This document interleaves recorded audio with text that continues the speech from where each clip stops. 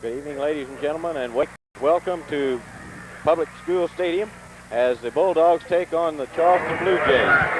My name is Jim Green. Alongside with me is George Hale. George, what do you think of the game tonight? Well, Jim, first I'm glad to be back with you again for this season. Really look forward to it, and this is the 99th meeting of the Bulldogs and the Blue Jays, and if last week's game was a bearing in what this season is going to be, we're going to have an exciting season this year.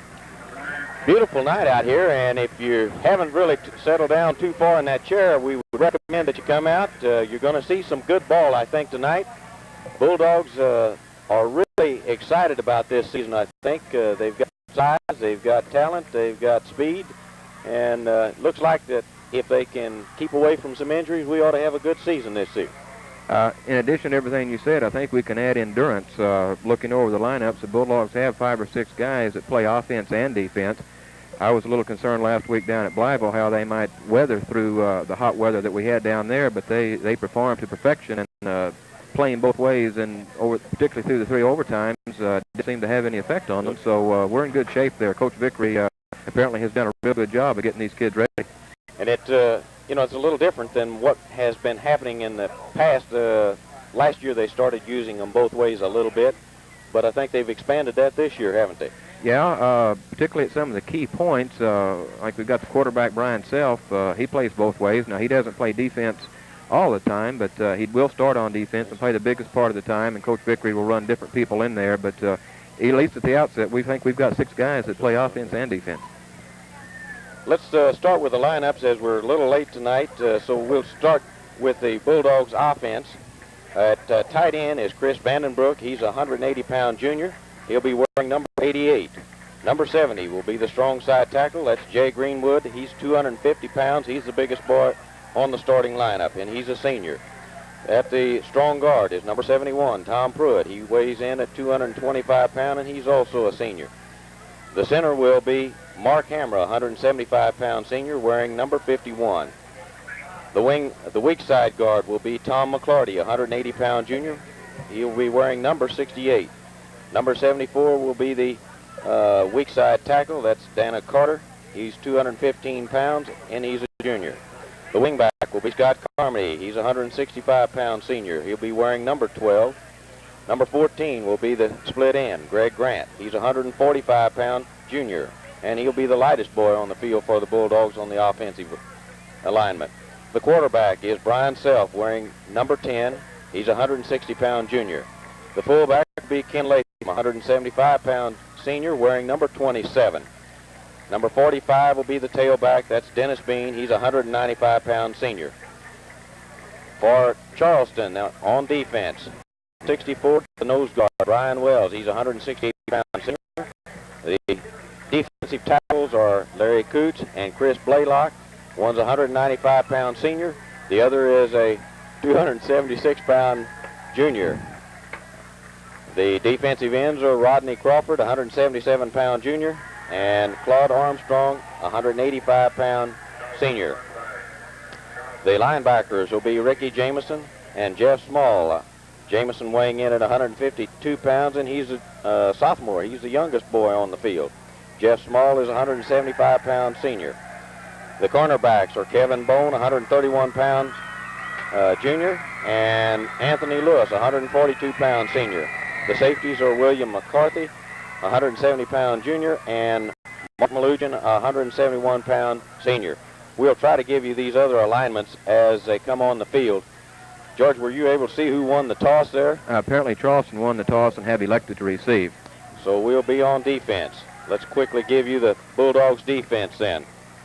At the defensive end will be Chip Thornton, a 175-pound junior. He wears number 55. The defensive tackle will be Tom Pruitt, 225-pound seniors, number 71. The other defensive tackle is number 74, Dana Carter, and he's a 215-pound junior. The nose guard is Mark Hammer, a 175-pound senior, wearing number 51. The other defensive end is number 60, Ron Seld, a 175-pound junior. The linebackers are Mike Hackemeyer, a 165-pound senior, wearing number 23, and Ken Latham, number 27, a 175-pound senior. The monster man will be Gary Ellis, a 160-pound senior, wearing number 24. the safety will be Brian Self. He's number, I believe that's 10, isn't he? Right. 160-pound junior. Scott Carmody will be one of the cornerbacks, number 12, about 165-pound senior. The other one will be Greg Grant, wearing number 14. He's 145-pound junior. Jim, quickly scanning these the offensive and defensive lineups for both teams, I noticed that Charleston also has 5 or 6 players that play both ways. So maybe that's a new style. You maybe put your best 14, 15 guys on the field and let them go. So possibly maybe the team that's got the best depth, that can send some players in, will have a telling effect here. I believe Sikeston feels that they have some depth this year too, don't they? Yeah, apparently they do. Last week they were running people in and out quite a bit, so obviously they do have depth. Carmody ready to kick. Carmody approaches, kicks. The Bulldogs are defending the south goal. They'll be going from right to left as the Blue Jays, the man breaks loose on the far side, and he may go all the way. He's down to the 30, the 20, down to the 10, and it's going to be a touchdown for the Blue Jays right off the bat. As we said, this is a game that's unpredictable. We got a flag on the field. A flag on the field. Hold it just a minute. A flag on the field, long around the 20-yard line, and he was all by himself at that stage. So that could be very. There's about 8 Bulldogs standing around close near to that yellow flag, waiting to see what the call is going to be. Let's see what we get. That could be a lifesaver, as he got the ball on about the 10 or 12-yard line. Went to the far side, and just down the sideline he went. That was number 30, Tim Davis, the senior 145-pound wingback that took that kickoff. They faked a reverse, faked it back going to the right, and took it back around the left, and that penalty is on Charleston. Holding against Charleston, so that'll nullify. That's the kind that make Coach's hair turn gray, and that had to be behind the ball carrier, didn't it? Yes, it did. Probably a penalty that had no effect on the outcome of the play, and a hold or a clip or something like that just shouldn't be thrown. That'll bring the ball all the way back to the Bulldogs' 32-yard line, where Charleston will start their offense. We've got a pretty nice crowd here tonight. A good crowd, good contingent from Charleston I see down here to our left. Of course, you would expect that. Is the 99th, is that the oldest in Southeast Missouri? I was trying to find out, and I can't. I think that it is, and it may be close to being the oldest one in the state. The rivalry that has continually played year after year. When you're talking about going back to 1885, that's got to be at least the longest continuous rivalry. Charleston on the offense. They open up in the eye, split the man to the far side. Malugin's the quarterback. He gives to the tailback as he tries across the middle, and he doesn't make much. He may pick up a yard or so. Looks like number 80, let's see.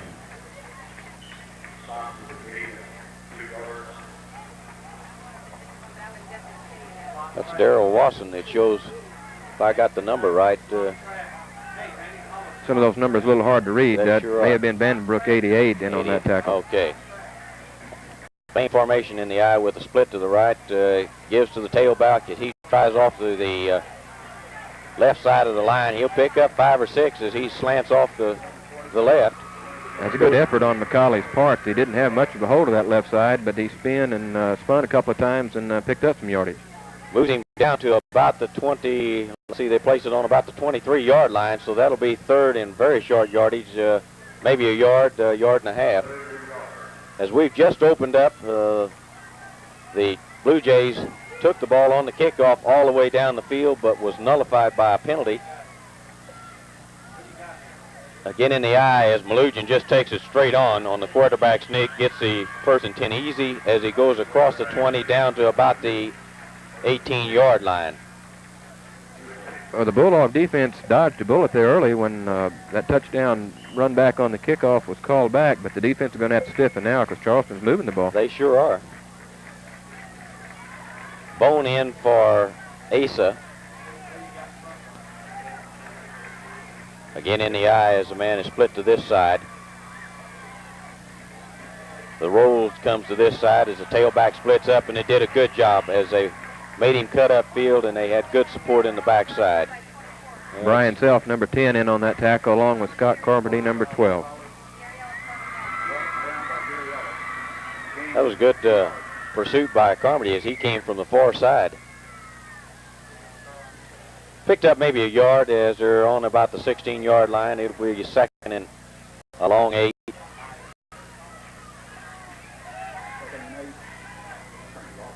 Malugin calling the signals as he again in the eye. They give to the fullback. He spins off. He's out of the first tackle, but he doesn't gain anything as he was hit in the backfield early. Gary Ellis, 24, the cornerback, came up and made a good hit on that play.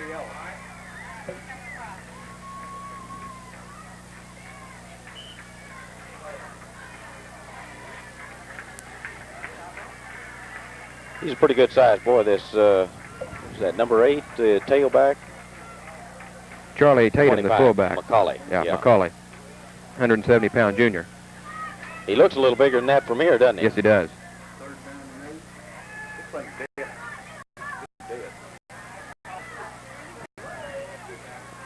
Quarterback fakes it. He comes around, swings to this side. He stops, throws one into the end zone, and it's a touchdown. It's a touchdown as he rolls to his right. Hit his tight end, Vernon Evans, on that play. As they roll to the right, they threw 2 men into the end zone, drawing one to the deep and one running about the middle of the end zone. As about 7 plays, they start and make their touchdown again. One Bulldog lineman broke through the line and had a chance to grab Malugin there, but Malugin was able to dodge him as he rolled out to the side and found Evans in the end zone. He did a good job there, didn't he? Yes, he did. Places down, let's see, the holder for... That was also Malugin trying to kick, and the kick was no good. No good, 6-0. So the Bulldogs will have their first chance at offense as the Blue Jays, with 8 minutes 43 seconds left in the first quarter, score on about, was that 6 or 7 plays after the opening kickoff. I'm sure that kickoff they ran back inspired them on that first offensive set, because there were a couple of plays they were stopped for little or no gain, but most of the plays, the offensive plays they ran, they picked up 2 or 3, 4 yards. This first quarter will be a little, everybody's trying to feel out everybody. Maybe they can get settled down here after 1 or 2 times at offense on each side. You kind of hate to spot Charleston too much. If you can get out on them to a pretty good lead early, then you can stay on top of them. But if you let them have a score or 2 and let them get fired up even more than they already are, then could be in a lot of trouble. And that's what always happens in where it's a real rivalry, isn't it? Yes. Let's see who they got kicking. Is that McCauley? Scott Carmody is the deep back for the Bulldogs. The up backs are Greg Grant and Gary Ellis. Low kick as it bounces high. Bulldogs take it on the right down the middle as Carmody plays across the 30 and slips as he tries to go outside. The Bulldogs will start from the 32-yard line, their own 32-yard line. That's kind of a hard ball to handle. That kind of like an arrow shot around the field and bouncing which way. Yeah, it is. You really don't know which way it's going to take a bounce, and you want to try to get it in the air if you can, but sometimes they won't allow you to do that. Okay, the Bulldogs will start with Self at quarterback. Open up at the far eye. Split backfield as they give to Bean, and he just keeps plowing up the field. He's got good blocking from number 70. Jay Greenwood. Jay Greenwood. Jay did a good job as he picked up about, what, 7, 8 yards there? They got about 6. Yeah. Be 2nd and 4. And no need to panic here. Just take this opening set and march it down the field and try to get back in the end zone and knot this thing up. Bulldogs in the eye, split to this side. The give is to Bean again as he tries off the right. He breaks open and almost broke it as he came across the 50-yard line. That'll be a 1st and 10.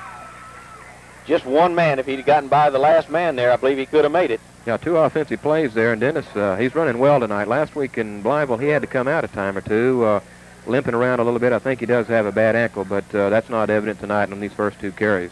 He's had a bad ankle, and he's had a tendency to get cramps in his legs. Yeah, he's big and strong and a little more subject to the cramps than others.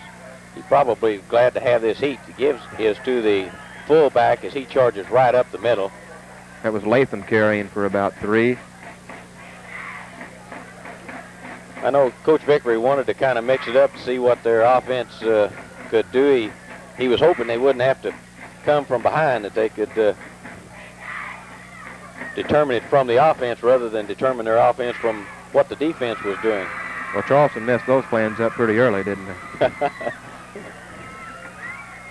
Self gives to Bean as he tries off the right side. He slips the first one and comes across the 45 down to about the 42 or 3 yard line. Let's see where they place his knee. They're going to put it on about the 43. So it'll be 3rd and 3, about 3rd and 3 and a half. Dennis was met right in the hole then by Tim Davis. Stood Dennis up a little bit, and Dennis was able to nudge forward for some extra yards. As George said, Dennis is a big boy. He goes in at 195 pounds. Uh-oh. We got 2 boys that looked to me like the nose guard for Charleston jumped first. We'll see what the officials call it. It's taken 3 or 4 of them there to get it decided. Procedure be on the Bulldogs. Against the Bulldogs. So that'll be 5 back, and it'll make it 3rd and 9. May put us in our first passing situation here. Considerably different strategy now, isn't it? Moves it back to the 48-yard line of the Blue Jays. Bulldogs, any eye with end split. Man in the slot to this side. Self comes this way, and they had it, and went right through his hands. As was, I believe, Vandenbroek. Well, that's becoming a patent play. I saw that twice last week where Vandenbroek caught balls that were tipped by the defenders, and there was another example. He must have awfully good concentration, keep his eyes on the ball, and it's right there, and he's made some fine catches in the last couple of weeks. Almost made the 1st and 10. It'll be 4th and about a half a yard on just across the 40-yard line, so that'll make a real decision. Looks like the Bulldogs are going to go after it. Start of the season, I indicated to several that I thought the question marks for the Bulldogs would be their ends and their linebackers, but the ends situation looks like it may sincerely be cured there, doesn't it? Yes, Vandenbroek had a real good night down at Blytheville. Well, he got 2 touchdown game-saving passes there in overtime, and then he made a big catch right then as the Bulldogs pick up the 1st and 10. So the Bulldogs keep possession as they have moved the ball from their own 32 down to about the, let's see, it's about the 37-yard line of the Jays. We've got about 5 3/4 minutes left in the first quarter. Bulldogs are trailing 6-0. Self quarterback fades to pass. He's going to throw long as it's for Carmody, but it's just overshot him about the 5-yard line. He had 2 Bulldog receivers open, number 12 Carmody that he threw at, and also number 30 Derek Tennant was open down the middle there briefly, and Self just overthrew him. So that'll be the 2nd and 10 for the Bulldogs from the Jays' 37-yard line.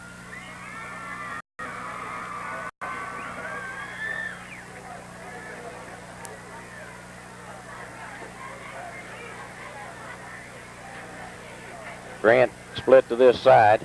The give is Bean. He goes up the middle, cuts back across, and he's just got 1 or 2 more to go. That's some good tough running there by Dennis Bean. And he'll pick up the 1st and 10 as he goes across the 25 down to about the 22 or 3-yard line. Dennis did a good job of following his blocking there and getting through the hole. And Dennis is the bread and butter of the offense as far as the running game, and he's showing it right tonight. Of course, he's complimented very well by Latham and some of the others, but Dennis is going to be the workhorse in that backfield.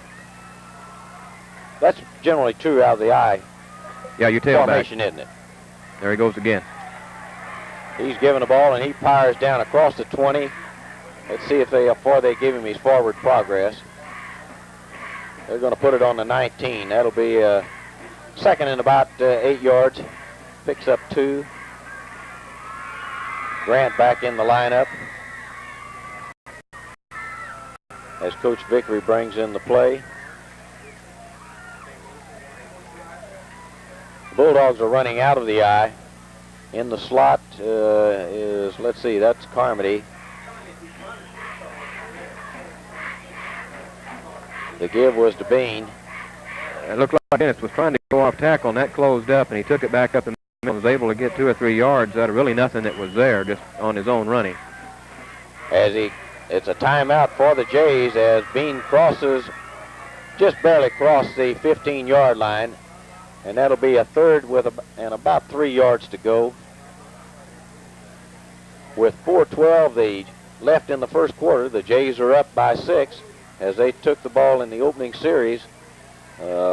Actually, in the opening kickoff, ran the touchdown, but for a penalty which canceled it, and then on their first series of offensive downs, they worked the ball in from about the 32-yard line of the Bulldogs. Bulldogs look good on their offense the first series, don't they? Yeah, they're marching down the field, and they're trying to answer Charleston's score here, and we've got a third and about 3 just inside the 15.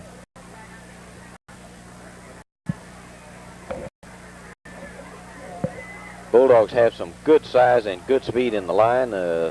In fact, the backfield really has some good size.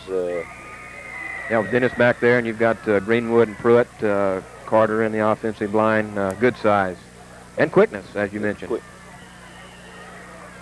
Bulldogs are ready as they end the I. The slot and the split are to the far side. Give to Bean again as he kind of tries off to the left side. He slants across the 15 down to about the 16 or 17-yard line. Tough going there, as he's going to be short of the 1st and 10 by about a yard and a half. It'll be 4th and short. And Greg Grant brings the offensive play in. The Bulldogs are going to go for it at this opening series. NEI as Grant is split to this side. Carmody's in the slot. Self's the quarterback. He gives to Bean, and he just pops down the middle and just keeps moving as he just keeps those legs moving. He easily picks up the 1st and 10 as he was determined to pick up that. You could tell when he started, he popped through that line and just kept those legs moving. Yeah, probably one of the toughest runs that Dennis has made tonight. He's made some good ones, but we needed that, and he really kept his legs driving. The ball's on about the 6-yard line, so it'll be a 1st and goal for the Bulldogs from their 6. We've got just over 3 minutes left in the first quarter. Bulldogs trailing 6-0. Out of a split backfield now, Jim. In the split. The give is to Bean as he pops across, keeps moving. He'll pick up 2 or 3 yards, and make it about a 2nd and 3. So it'll be 2nd and goal from the 3-yard line or thereabouts, 2.5. They ran a little bit of an option play on that. They gave that ball to Bean straight up the middle, and then Self and Latham around the right end carried out an option fake. So maybe they're setting up an option run next time they come back in the split backfield. The good fake by the other backs is also helpful to that back running. And, yeah, very much. Touchdown, Bean, right up through the middle as they just went right up and over him. The Bulldogs did a good job as they took it from the opening kickoff to them. On about their 32-yard line, moved it all the way down the field. Really didn't have much trouble in moving the ball, did they? No, awfully fine running by Dennis Bean, complimented by Latham, and some awfully good line offensive blocking. So with 2:25, the ball game's tied up. Bulldogs 6, Jays 6. Let's see, that's Carmody doing the kicking. Yeah, setting up to kick the extra point. Of course, he kicked the game-winning field goal last week at Blytheville, and he built the ball from about 30 yards. Down, up when we got a flags. Charleston may have jumped.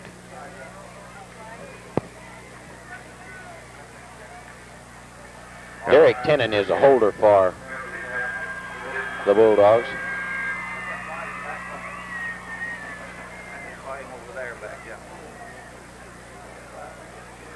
Last week in the third overtime, they tried a little strategy against Carmody. He was getting ready to kick the field goal, and they called timeout to let him think about it a little more. So after the minute or so expired, and they did snap the ball, he drilled the ball through there for the winning field goal.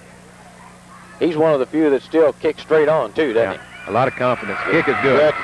Got a good leg. I can remember from Little League kicking, he's always had a good leg. Yeah, he gets a lot of height. He gets the kick off well, and like I said last week, with some pressure on him on the field goal, he drilled it through as he did this extra point here to put the Bulldogs ahead by 1. So the Bulldogs, with 2:25 left in the first quarter, take the lead 7-6. Well, we've seen a lot of offense so far, and not too much defense.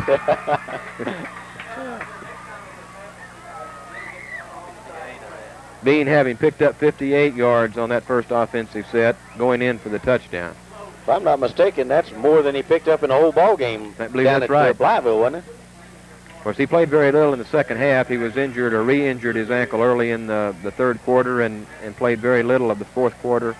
So he didn't pick up that much yardage. You're right. Carmody is getting ready to fix the ball as he'll kick off to the Jays. Deep for the Blue Jays. Let's see. Can you see the numbers on the number 9 is Anthony Lewis on the far side, and I cannot.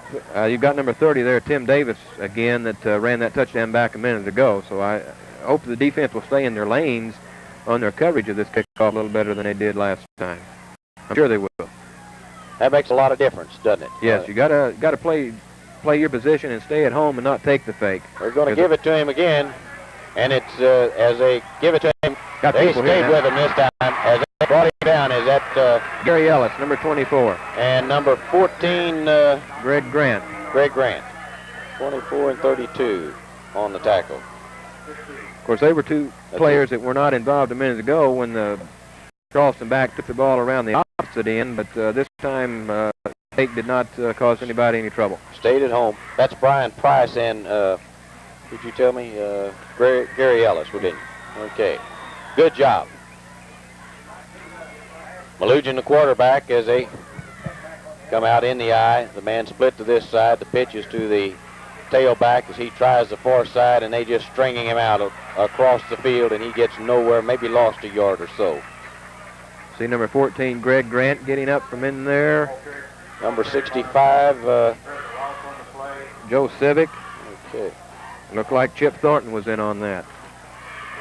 Bulldogs did a good job there as they just strung him out across the field, and that's what you got to do on that wide play. And don't let them turn the corner. If you can get some people out there that are responsible for turning that back in, and then your help will come. Ace is split to the far side as the Jays stay in the eye.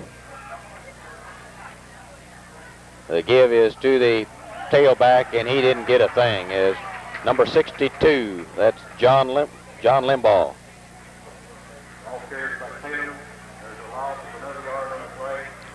So that makes it 3rd and about 13 for the Jays from their own about 12-yard line. The defense is really stepping up in this offensive set. A little over anxious, wouldn't you say, in that first series? Well, they may have been a little shocked from that kickoff return. The man split to this side as they work out of the eye.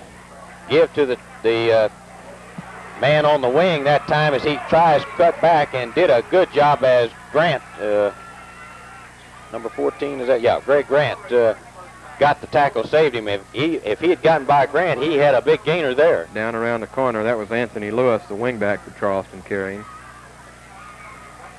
Bringing up a 4th and about 5 punting situation. He picked up about 7, maybe 8 yards, and still wasn't nearly enough. 4th and about 5 from their 15, 20, about 20-yard line. Greg Grant setting up about midfield. And that's the end of the first quarter.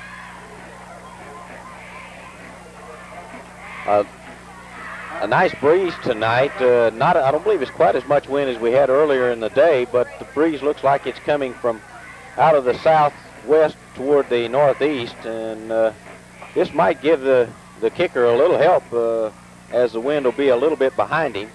Yeah, maybe a little advantage. It's ideal football weather, and as you mentioned earlier, we've got an awfully good crowd that's turned out for this one tonight. In fact, as we were talking, I believe the cool weather probably will be a benefit to him because the cramps are generally, that hot weather gets to them a little more than the cooler weather, doesn't it? Yeah, you're right. I don't know, sweating more, you lose more salt, and you're more susceptible to the cramps in the hot, but in the heat. But that shouldn't be the case tonight. Okay, the Bulldogs ready to receive, and we've got Grant deep. He's standing on about the, well, he's going to walk right up to the 50-yard line. As the Blue Jays punt it, it was a quick punt, and uh-oh, we're going to get a flag. We get a flag. It's going to be running into the kicker at least. Depends upon what they call that, and that's going to be that'll give them first down. Mm-hmm. So it'll come back, and the Jays will have it there.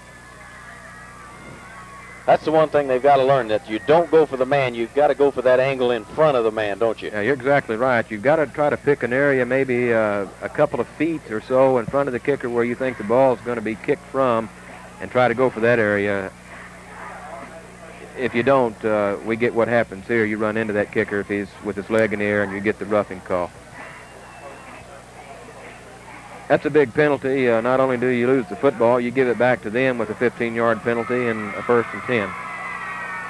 And improves their field position considerably as they'll be up to the 35-yard line.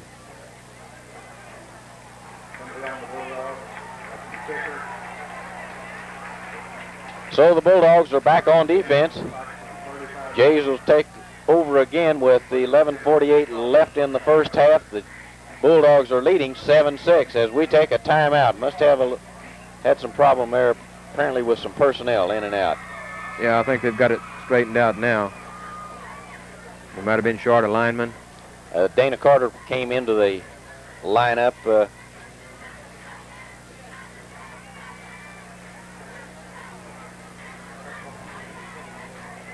As you see Coach Fiddler coming on the field. That came into the rules, what, 2 years ago? Yeah. Where the coaches now can come onto the field at the timeout. Well, that's a good rule. You try to do so much coaching from the sideline, but if you can go out during the play and get your players there in the huddle, and you can give them some advice real quick, and you've got everybody there, and you can talk to more than one person. A lot of teams were skirting the rule sideline at that instance, and Coach, if he had loud, yeah. Coach had a good enough voice why they get the same thing.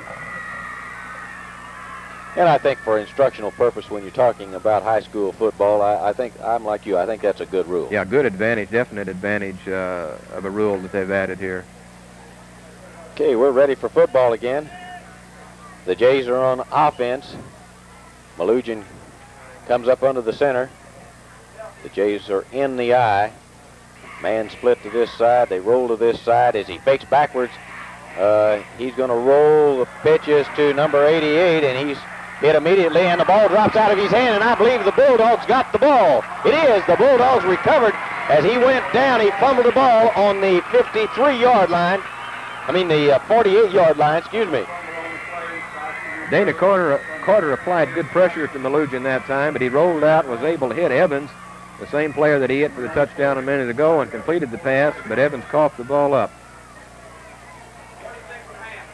The cornerback was right there for him. Yeah, he was well covered. That was just a nice thrown pass. It surely was. Threaded the needle. That was just one of those unfortunates if you're coaching the Blue Jays, isn't it? Right. So it'll be the Bulldogs' ball. 11:21 left in the half with 1-point lead by the Bulldogs. Seth gives the ball to, I believe it was Latham, as he crosses the 50 down to the 45 as he keeps firing across the left side. No, it was Bean, I'm sorry. Picks up 8 yards. It'll be a 2nd and 2 for the Bulldogs. this is the kind of coaching you like when you got second and short yardage. Yeah, that's an ideal play. You can throw, you can try a little counter-type action, just about anything you want to try on this. They give it to Bean as he tries off to the right side, and he fires across the 45 down to about the 40-yard line. Dennis is running well behind the blocking up front of Greenwood and Pruitt off that right side. There's one thing that you can see for experience. Dennis being the senior this year, he's had some experience in running, but he follows these blockers much better this year than he has in prior years, doesn't he? Yeah, he definitely does. Of course, that's wise. I think you gain that with experience, that's too. Right. You know where the hole is going to be or where it should be with your offensive lineman, and you go there. Self rolls back. He's got plenty of time. It's for number, looked like he tripped him. I thought maybe Greg Grant, intended receiver. Looked like the Blue Jays' McCauley had fallen down, and from here it looked like he'd reached out, maybe tried to trip him. He may have not touched him. Obviously, the officials were down there closer and didn't see it. Self put the ball up in the air about 35 yards on a rope that time. Nice thrown pass, just no reception this time. So it'll be a second and about 10. The give is to Bean. He tries up the middle as he was started first to the the right side and had to cut back up. Again, that's another good indication. It wasn't too much, not much opening up front, and he kind of picked his hole and picked up 6 yards on the play. Good running. Was good running, and it makes it a 3rd and 4. Long 4 maybe. They try the split backfield. Man on the wing to the far side and the splits to the far side. The give is to Bean as he comes across the field. It's going to be close. He counters right across the center, and he goes across the 30-yard line, and it's going to be close, as George said. They'll probably measure this one. No, they call it 1st and 10. From the 31, the Bulldogs will keep the offense rolling. Derek Tennant in as he brings the play from the bench. The Bulldogs are coached by Charlie Vickery and assisted by Randy Fiddler, Jerry DeMint, and Don Porter.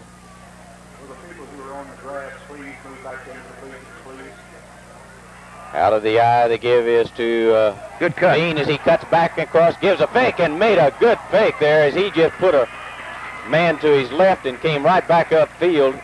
He crosses the 20 down to about the 18 or 19-yard line, and that was almost a 1st and 10. It is. Yeah, they moved. It is a 1st and 10.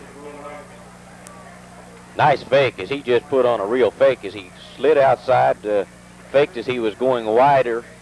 The man took the fake and he kept back inside. Yeah, Dennis is running well. No indication, although as he goes to the line there's a little bit of a limp, but I think you give him that football and that limp leaves. Ron, has Dennis picked up his 100 yards yet? 92. They give to Latham off the left tackle and pick up again for about 8. That's what will really keep them true. If they can every once in a while give that ball to Latham, he'll pick up good yardage. That'll help both backs. Yeah, well, most teams, and if they're wise, if they don't know it going into the game, they quickly find out that Bean is going to be the main ball carrier, and they'll start on him, which you got to give your fullback occasionally, and when you do that, he ought to pick up some yardage. They're in the eye. Use the power eye, and he's hit in a hurry there as he'll lose several yards. And number 44, Emmanuel Bibbs, from the defense came up and met Bean at the hole and drove him back for about a 2-yard loss. Looked like that was a draw play. It didn't start out real quick. It was a type of a draw, but Bibbs wasn't faked out on it. So it'll be a 3rd and about 3.5 or 4 yards. Board says 5. It looks a little shorter to me than that. Out of the split backfield. The give is to, was that Bean? That's Bean again. And he just kept moving. It's going to be close. He's got to go right down close to the 15-yard line. He's across the 15. Are we going to get? It's going to be short. He's short about a half a foot. So it'll be 4th and a half with 6:49 left in the half, and the Bulldogs with the lead 7-6. Out of the eye, the man in the slot to the left as the slot goes wide. Quarterback give sneak. is the quarterback sneak, and he picks up a good 1st and 10 as he'll pick up, what, 2 or 3 yards. Yeah, Self got that with plenty to spare. Puts it down to about the 5, just across the 5, and it'll be 1st and goal for the Bulldogs. Got to compliment the center, Mark Hammer, there a little bit. He's the one that provides that the opening thrust there for the quarterback sneak, and it was there to make the 1st and 10. You know, good center will really make the difference in that quarterback sneak. Yeah, because he's got a nose guard playing right on his nose, and he's got to thrust out of there and open up a little opening. The give is to Bean as he crosses the 5 down to maybe the 4,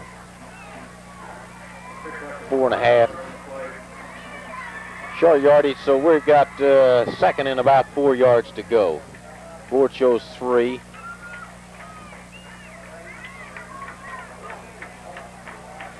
Again in the eye. Self goes up under the center. Snap given to Bean as he slants off to the left, and he goes off tackle. Got to be close to the 1. It's going to be close, isn't it? That'll be 3rd and about a yard to go. Actually, it's 3rd and goal on the 1. The Bulldogs with 1 left or ahead by 1, 7-6.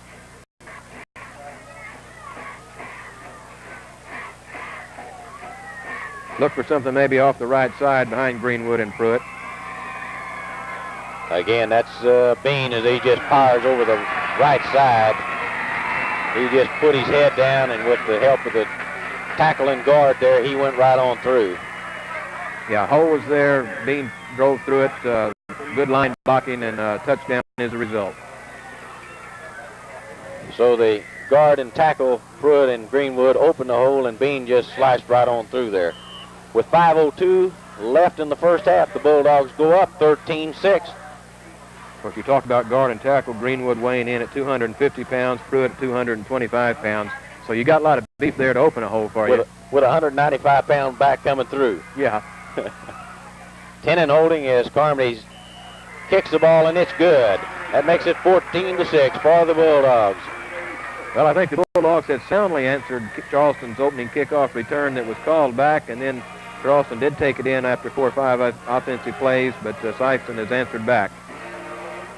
It'll take a little of that, what they call momentum, away, won't it? Yeah, that's what you want to do, particularly with Charleston. You want to get them down a touchdown or 2 and keep up the pressure, and generally you'll have success doing that. But if you let them get ahead of you a couple of touchdowns, it seems to inspire them even more, and it makes your work makes it a lot tougher to come back. From what we've seen so far in the 1st half, the Bulldogs look like that they will be easily able to move that ball on offense. The game would then end up being dependent upon their defense as to whether or not they can hold Charleston. Right. The last offensive series that Charleston ran, the defense played well. A penalty hurt them there. So you're right. The defense is yet to come up, and they've got it to prove that they're able to stop Charleston consistently, and that should provide a Bulldog win if they can do that. Carmody will place the ball as the Bulldogs are defending the north goal. They're going from left to right on your screen. Carmody.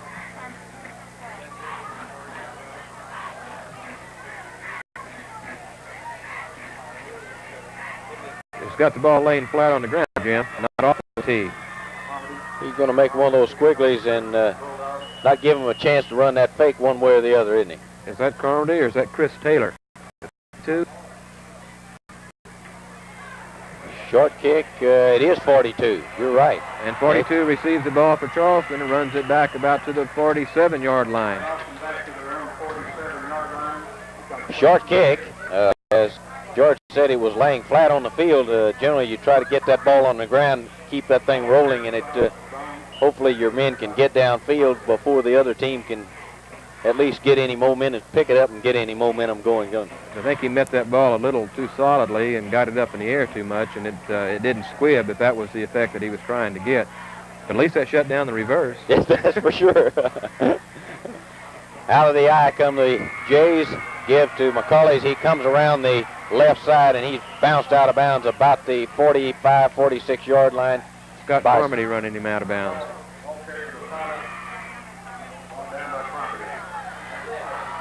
We look at number 73 down in front of the Charleston bench there. The biggest man on the field is Chris Baylock, 276-pound defensive tackle. That's a lot of man. Yes, it is. Especially when you take the pros, and they've got, that's a pretty good-sized man for pro, isn't it? He's a junior.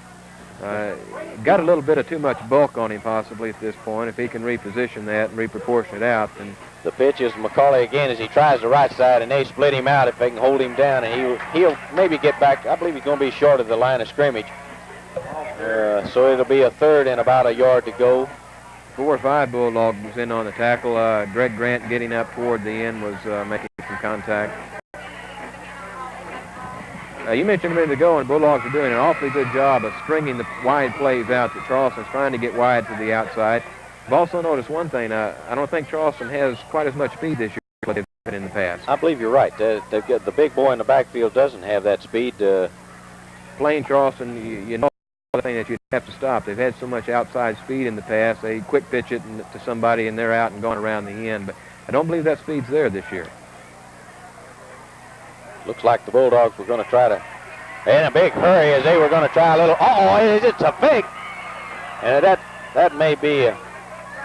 I'm going to call it incomplete. I don't know what that could almost be a fumble as he was standing the opposite way and pitching it backwards. They did call it incomplete. Complete pass as he. That was McCauley, the tailback, trying to real break on that. A halfback pass, and an awful lot of pressure put on him by Gary Ellis. McCauley just tried to flip the ball forward, and it did fall to the ground. It could have been intercepted just as well and returned by the Bulldogs. The Bulldogs had a safety blitz on as he tried to time it. He was the quarterback may have held the signals a little longer. I think that helped put the pressure on him. Yeah, you're right. He got a 4th and long 2. Malugin up, and he's going to try the quarterback sneak, and it's going to be close. Depends on where they put his knee down. It looks like they're going to give him his forward progress, and it'll just be a 1st and 10. Yeah, first down. So with 3:33 left in the first half, the Bulldogs up by 8, 14-6. The Jays make their 1st and 10. Well, as you mentioned a minute ago, Jim, it's time for the Bulldog defense to stiffen up a little bit after the rather short kickoff. They gave the ball to Charleston in pretty good field position. They've marched it down now for 1st and 10. As you mentioned, the consistency in the defense is not there quite yet. Little time, the fake. Malugin back, fakes again, and he's got a man wide open, long down the field. And let's see who was right with him. Number 42, Kevin Bone, was the Charleston receiver that had a step. And that was Carmody who was with him. He had a step on Carmody if they'd gotten the ball to him. Again, Malugin put that ball up in the air a good 35, 40 yards. He sure did. He had some time there to give his man time to go down the side and break across the middle. He seems to like that kind of a pass. That's straight across the middle. Yeah, he's rolling out with a little play action type of a fake that will hold the linebackers, which is giving him some extra time to throw. In the eye with a man to the wing, and it's given to the wing, and there he goes around the far side. Anthony Lewis, the wingback. It's kind of a wingback reverse, isn't it? Yeah, they fake to the left, and they give it back to him running right. And again, it's a problem of the defensive players just trying to stay at home and play their position and not taking those inside fakes. Of course, that's what you try to teach and you try to harp upon, and it's a hard thing for the kids to learn, to not take those fakes, but to stay at home and play your position. That's very important for that end. Yes, it is. End or linebacker, depending upon the defensive alignment you're using. And as you say, they have a tendency to slice or head for that ball. Just a little over-aggressiveness is what it is. He gets around this end, and going to be knocked out of bounds as he goes down to about the 11-yard line, where he's knocked out of bounds by 45.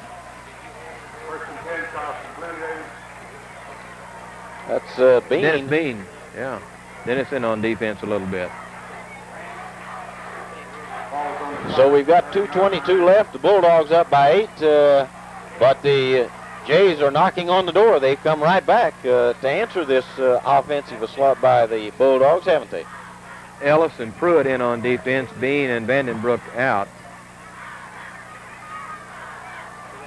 So they're in the eye, the man on the wing to the far side, and the slot goes to the far side. They gave it to McCauley's. He tries it, and they force him back upfield this time. Turn him in, and he doesn't make much. Again, the end and the linebacker or cornerback on that side did a good job. They stayed at home, forced him back up. When they did that, he got help from the inside, and he made little or no gain. So it'll be second and about 12 for the Bulldogs. He lost 2 yards, or excuse me, for the Jays. Out of the eye, the Jays will be running with the men split to the far side. He starts to the far side. As he comes back to this side, the pressure's being put on him by number 71. That's Tom Pruitt, as he was putting the pressure on him, and he made him throw on the run. Pass intended for Anthony Lewis, well covered by Greg Grant. A little sportsmanship there as Pruitt shook Malujan's hand. He was probably telling him, if you'll throw it like that, I won't tackle you, huh? Or next time I'm going to get you. You were lucky this time.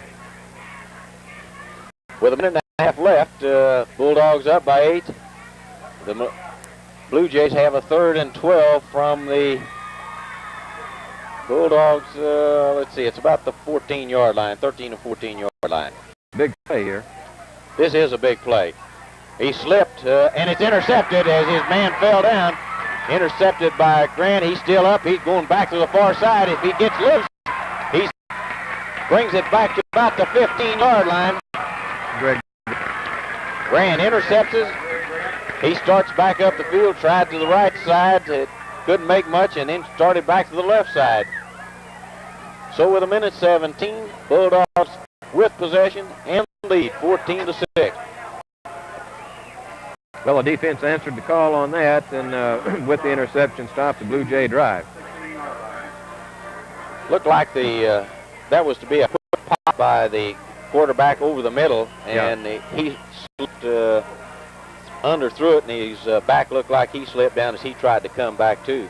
Yeah, a little quick pass. Malujan only took a step or two back from under the center and popped it real quick, and I've seen a couple of players slip. I don't know, maybe if the grass is a little bit wet from the dew or whatever, but some of them are having trouble with their footing.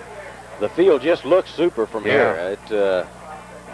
I'd have to say this got to be, if not the best, one of the best in southeast Missouri. As dry as it's been, I guess they've just pumped water on this thing every day to keep it as green and nice looking as it is. Well, we certainly have to compliment the crew because they've just done an excellent job. We're winding down to about a minute left in the first half with the Bulldogs leading 14-6. Out the eye, using the power wing on this side.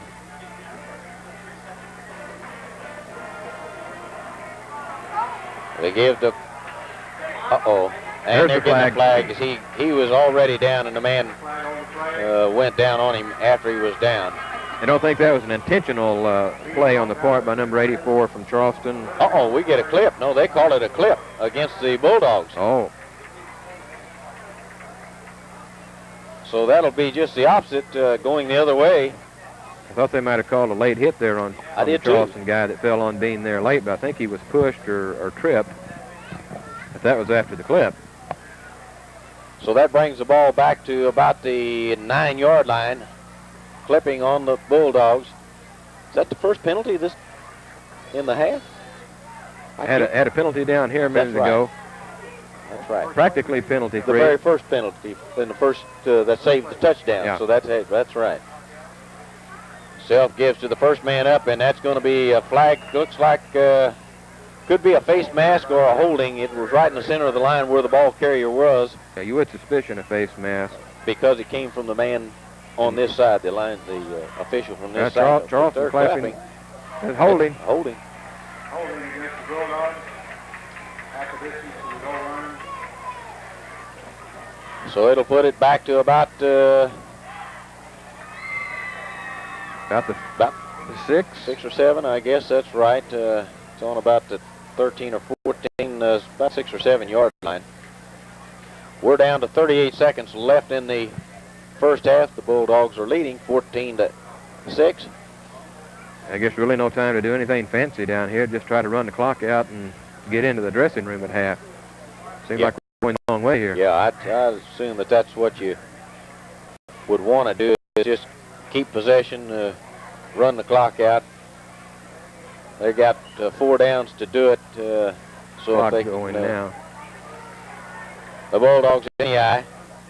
Men split to the far side. And Self keeps the ball as the quarterback sneak, tries off the left side, picks up 3 or 4 yards. That should do it, Jim, unless Charleston would happen to call a timeout. We're down to 17 and counting down. To kind of recount, the Bulldogs opened the game by kicking off to the Blue Jays. The Blue Jays took the ball and went all the way to the end zone and saved for and there is the first half. Save for a penalty. The Bulldogs would have had 6 points behind, but the Jays took it on the Bulldogs 32, marched it in with about 6 or 8 plays, and they led 6-0. The Bulldogs came right back, taking it on their own 32-yard line and moving the ball right downfield. They came back, and the defense stopped the Jays in the next series. The Bulldogs took the ball and again marched it downfield, made the touchdown, and as the half closed, the Jays had just taken the ball downfield, couldn't make it, and the Bulldogs took over again. So as the half closes, the Bulldogs are up 14-6, and a good first half. Yeah, offensively, the Bulldogs have done just about anything that they wanted to do. Mostly it's been on the ground and the running of Dennis Bean. Defensively, they've had a lapse or two. They're not really covering the outside like they should on a few plays, and they've let Charleston get to the outside. A couple of things I'm sure that will be talked about at halftime with Coach Vickery and staff, where they've got their players inside.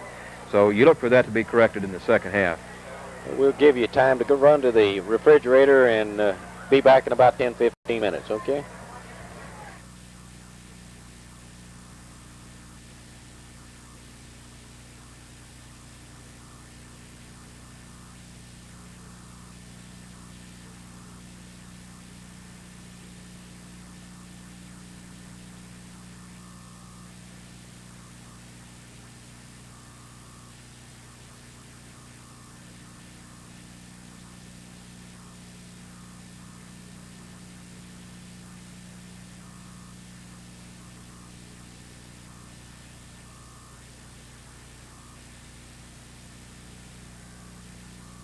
Good evening, ladies and gentlemen.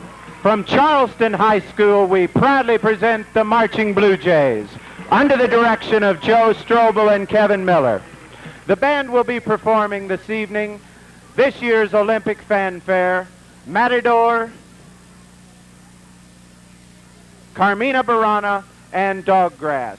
The band will be under the field direction this evening of Miss Tammy Poe.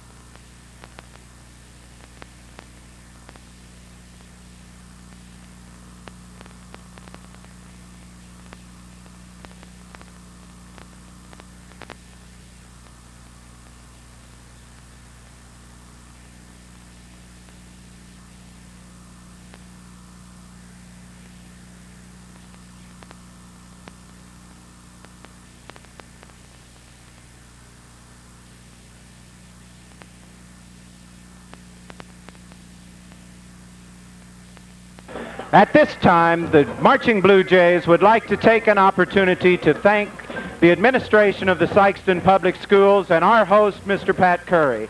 We would also like to thank each and every one of you for your kind consideration.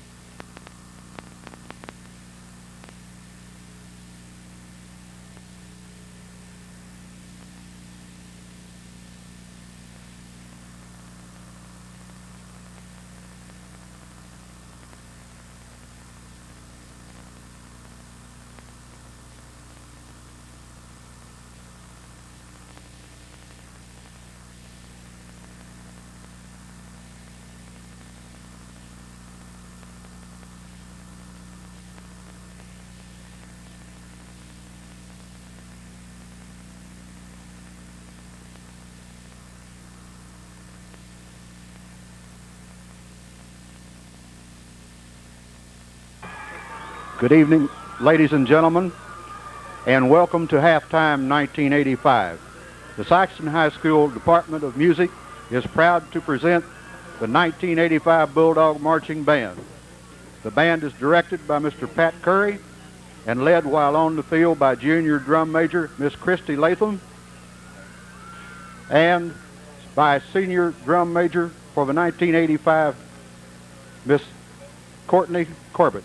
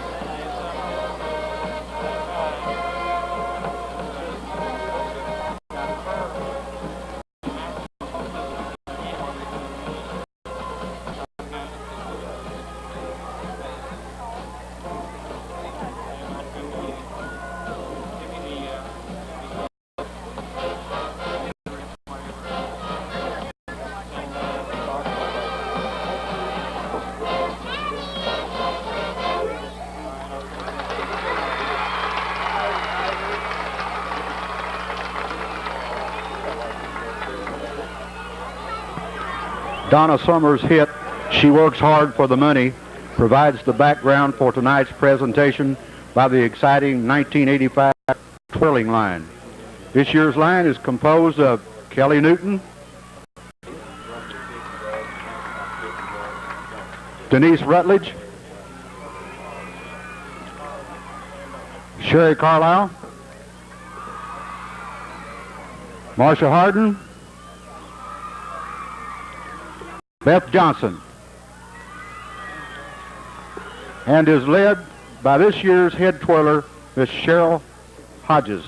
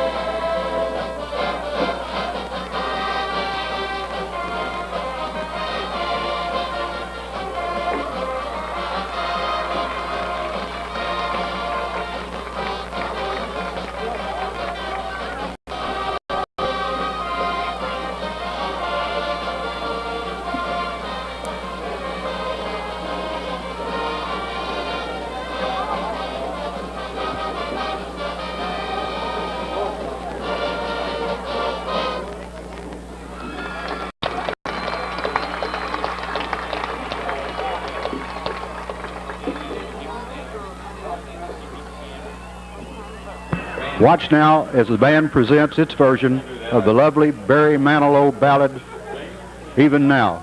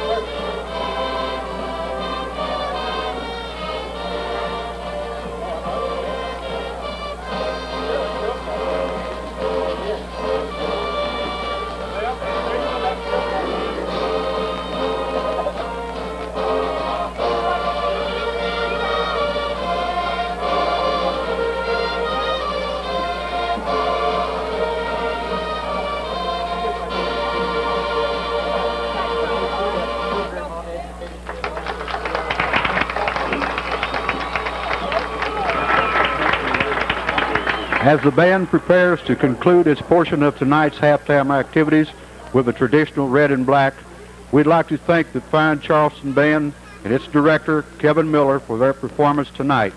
And thank you for your kind attention and warm applause.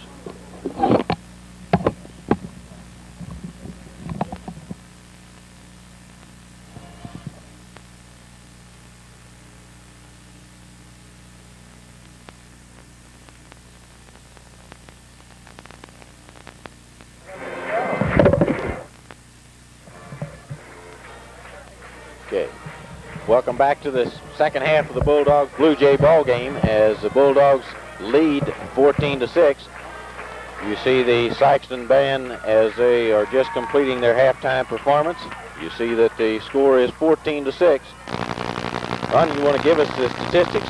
Okay, Jim, it looks like in the first half, according to my statistics, we have the Bulldogs running 25 plays for 116 yards. 1 out of 3 passes for 9 yards. Dennis has about 96 according to my tally. Now, I don't know what, that doesn't quite add up. I tried to add all of that up, and I'm missing a few yards. He may have 100, but anyway, he's awfully close in the first half. However, that's Charleston, even though I thought they were getting pretty much run up and down the field, they ran 14 plays, 14 running plays for 61 yards. There were 2 of 6 passes for 36 yards, of course, with 1 interception.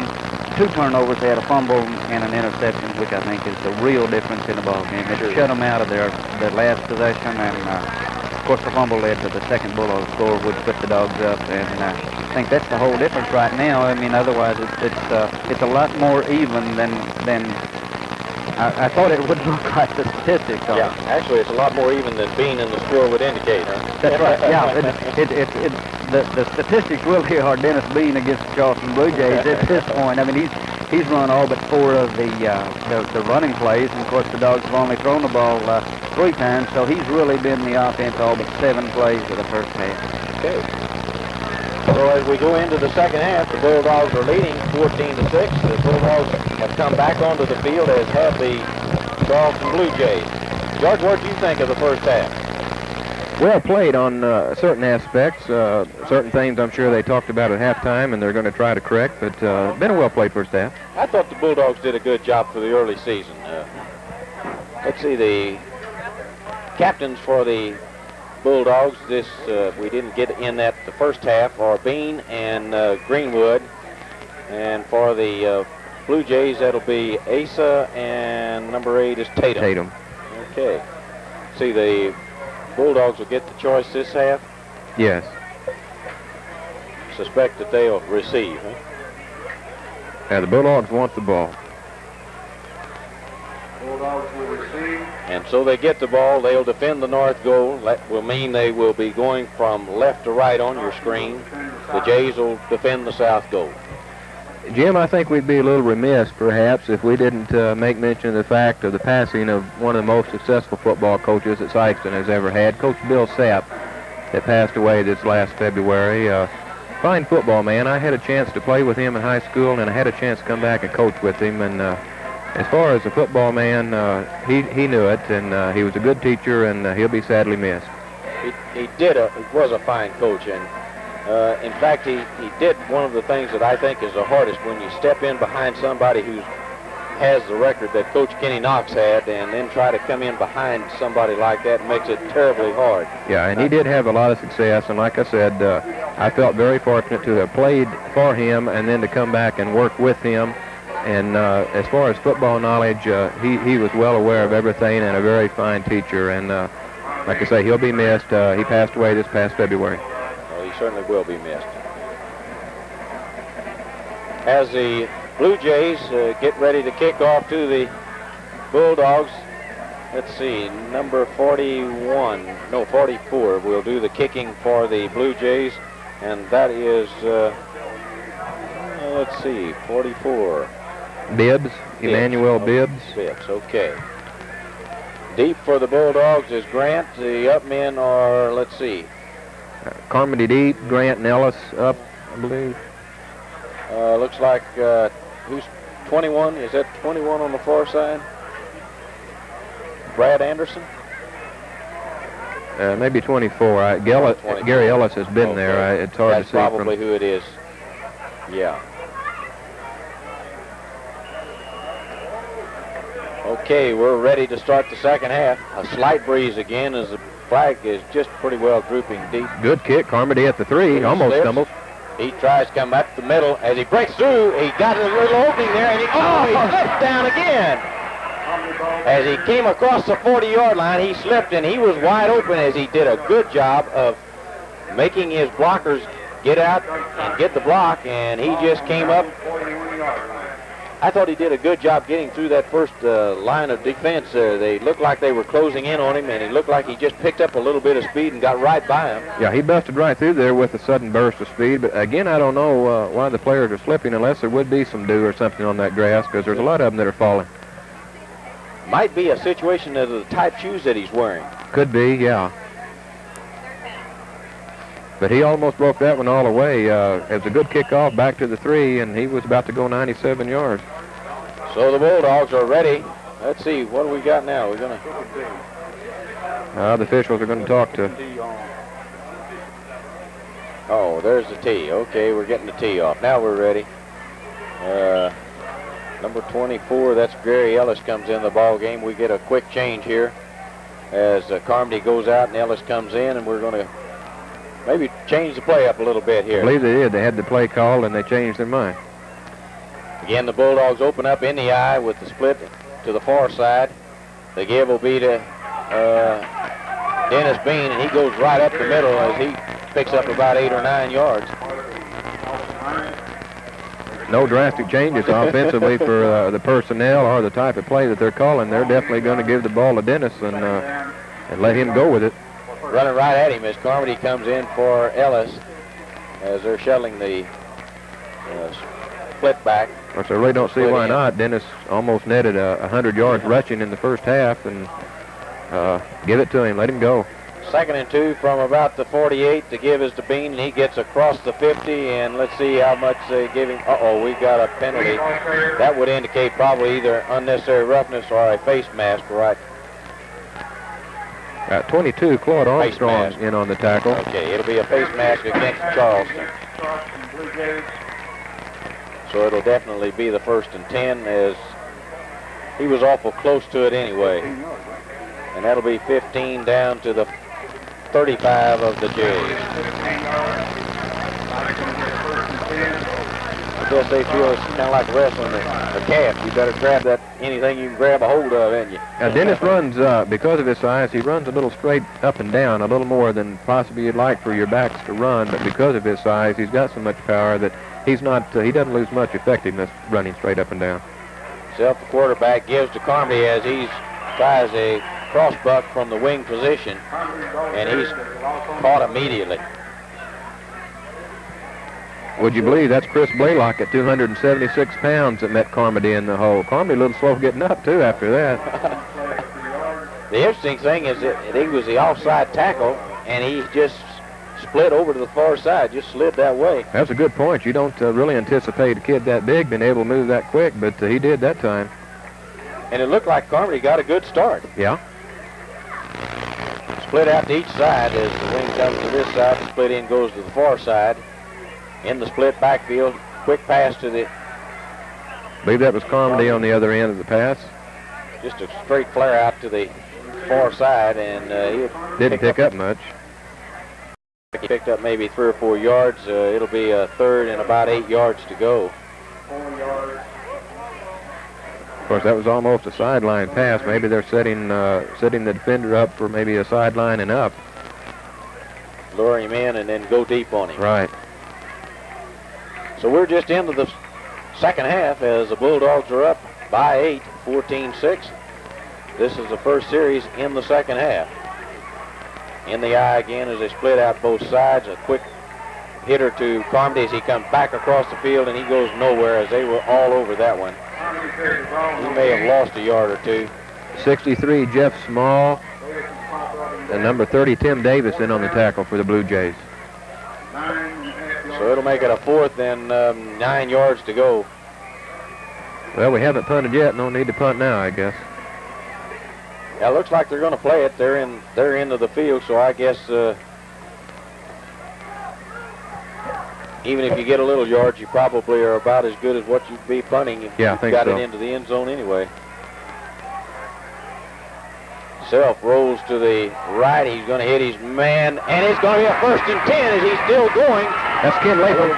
Kenny Latham comes out of the backfield, slides over to the left side, and a nice pass as Self connects with Latham, and it'll be the 1st and 10.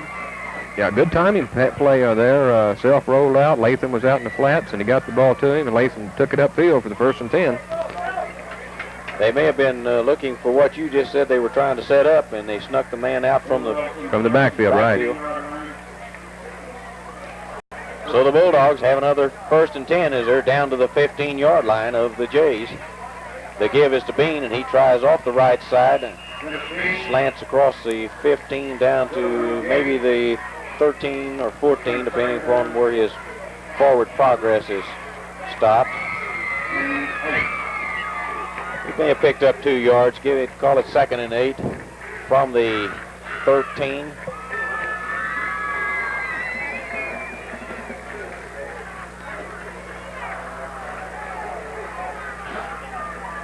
The Bulldogs wing on this side, split to the far side. The pitch is to Bean as he back upfield as he tried to get outside and was going to cut back upfield. The tackle did a good job as he was down, but he still got his hands on the feet of Bean and brought him down.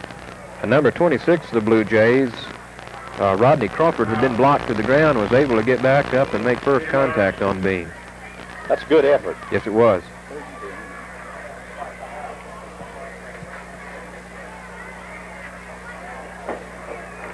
and he's just a junior. The Bulldogs in the eye as Self goes up under the center. Wing split to the far side. It again, the slant pass, and it was just a little too far for Grant. Couldn't quite hold on to it. So it'll be a third and fourth and 10. Think we'll try a field goal? No, we're gonna try another offensive play here. Of course, wind has almost died practically to nothing. Timeout. We're going to talk about this one a little bit.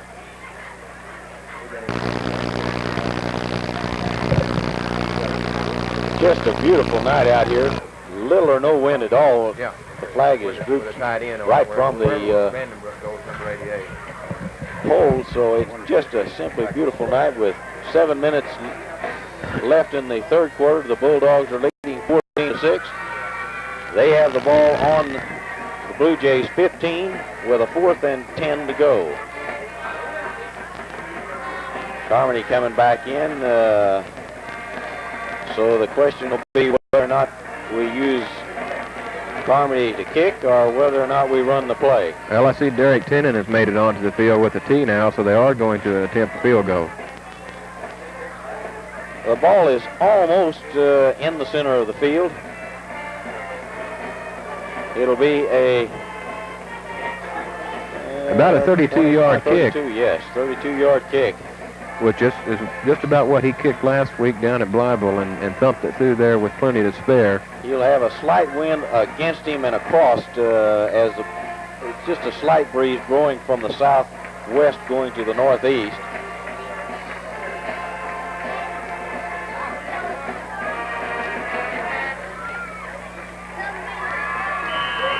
And we're ready as Tennant goes down to hold. Ball will be placed on the 22, and the extra 10 to the goalpost will make it a 32-yard attempt. Up, down, and the ball is up, and They made it good. Good from the 32. A little hesitation as to whether it got over, but it was good. Didn't have a lot to spare, but it doesn't take a lot. 3 points on the board for the Bulldogs. 6:52 left in the third quarter with the Bulldogs up by 11, 17-6. So each offensive time that they've had the ball, they have scored. And they've moved the football well up and down the field. I think that's important. If you can score one way or the other each time you've got the ball, it's going to be tough to beat you. Yeah, more pressure you put on the Blue Jays, of course, the better off you are, and the Bulldogs continue to move it. Kind of anxious to see how the ball will be placed, if it'll be placed on the tee for the kickoff this time or what they decide. It'll also be interesting to see if there's any defensive adjustments made this half. Right. Of course, you may go with the same personnel, but preach to them a little strongly about staying at home into positions.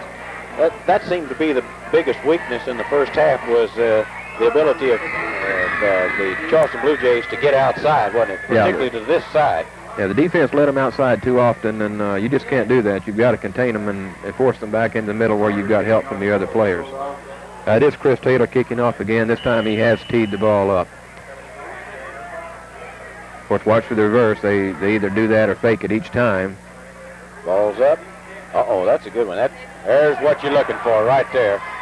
And it's staying at home, and there he got him. Greg got him as they tried to come outside, and Greg got him again.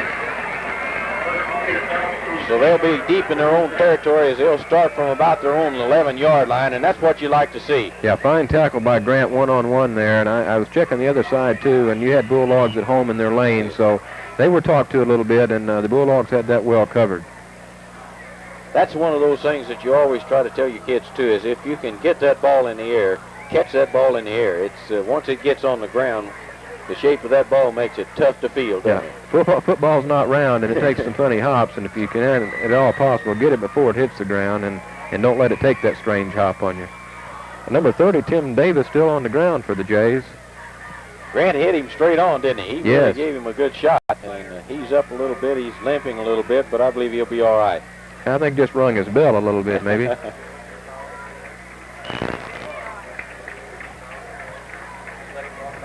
So the Bulldogs with a 17-6 lead.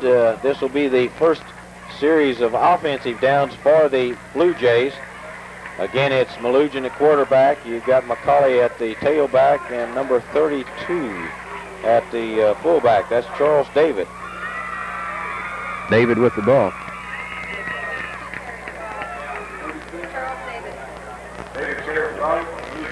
He'll pick up 5 or 6 yards as they come across the 15 to about the 16 or 17-yard line. Yeah, a little too much yardage to give that fullback on that play. You've got Charleston pinned pretty deep in their hole.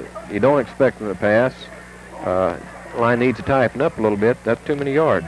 2nd and 5. I think maybe they were looking for McCauley to get the ball. Could have been.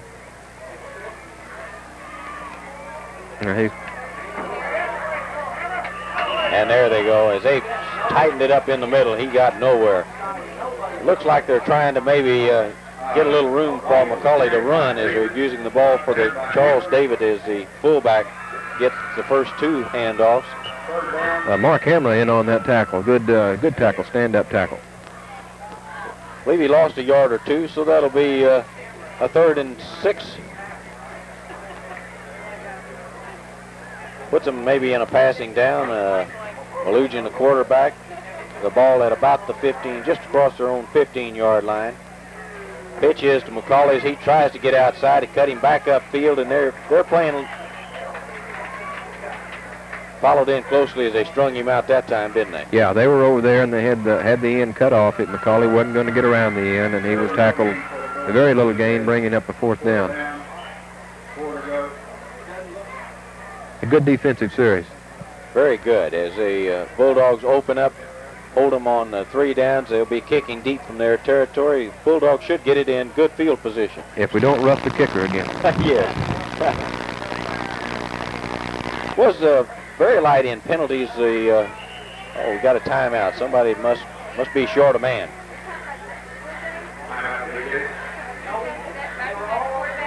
Now, we didn't have many penalties early, and then right toward the end of the first half, we had quite a few. Looks like they're short a couple of men, and that's what you hate to see as a coach is have to use that timeout early in the half, isn't it? Well, they ran 3 players in and 2 come out, so they must have only had 10 on the field. Yeah, that's a timeout that you hate to waste under conditions like that.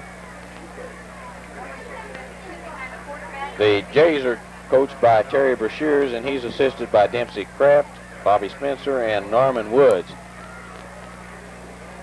As Coach Brashear goes on the field. Of course, I still see number 30 down on the bench. He could have been the 11th player that was supposed to be in there that was injured a minute ago, and that may have caused a problem for the Jays. Yes.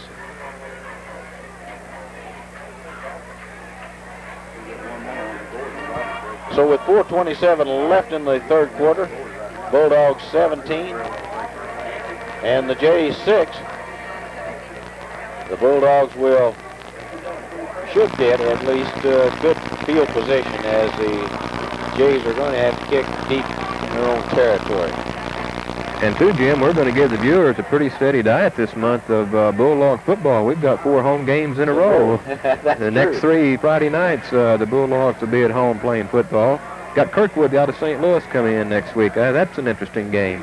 Kirkwood playing in that Suburban South Conference. I think that's the conference they're in. Generally is one of the stronger teams, so I'm kind of anxious to see what one of the St. Louis schools will look like down here. You know, with the Bulldogs being at the lower end of that 5A category in size, I think the Bulldogs have a real tough schedule this year. Yes, they definitely do. Now the Jays are going to go for this 4th down? It looks like they might. Oh, they're going into the punt, and that's what they were trying to do, fake them out, maybe pick up 5 yards. I believe they drew the Bulldogs offside on that shift. And if they did, that'll give them the 1st down. Let's see who they... Offside Bulldogs. And that's going to... Looks like that's going to give them the... Well, that's something you don't like to see if you're a Bulldog fan. A really unnecessary penalty. You want to be anxious, but you can be a little over-anxious, and as in that case, that's giving the Blue Jays a 1st down. Yeah, that's one of those series, and again, being the early part of the season, that's something you hope they get out of their system early. Yeah, eliminate that quick. So it's the Jays as they'll continue on offense. Malugin at quarterback gives to his tailback, and he's just smothered as they are now getting the rhythm. Well, McCauley. Chipper Thornton in on the tackle along with another Bulldog. I didn't get his number. I believe it was 51 or 61. 51 was Hamra. Second and 13. McCauley doesn't seem to be running quite as much authority as what he did in the first half. He's been tackled pretty hard here, and I don't think he really is wanting to run that football as much or as tough as what he did earlier. Looks like at halftime the coaches did talk to him about closing up those ends, and they're really coming in on them now. There's an interception as Gary Ellis goes down the far side, and he'll pick up down to the 10-yard line as they really put the pressure on the quarterback. The whole middle part, the two guards and the nose guard really went in. Yeah, Malugin didn't have much chance to throw the football that time.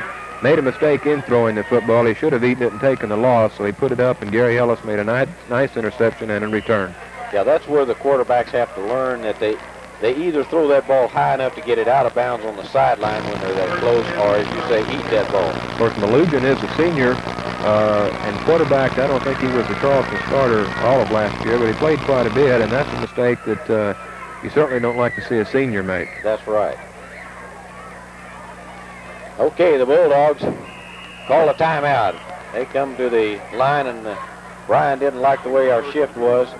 And again, that's looks like one of those things where somebody didn't know their play or something. They didn't line up right anyway, and you call a timeout in order to get somebody settled down. Yeah, particularly down in that position in the field, you don't want to do something to run a play that everybody's not really set on and take a chance for a fumble or losing the yardage. So best thing to do is go ahead and call time and get things worked out. So the Bulldogs take over with 3:10 left in the third quarter. They're on the this side of the 10-yard line of the Jays. Oops, Coach Brashear's hurrying off the field here.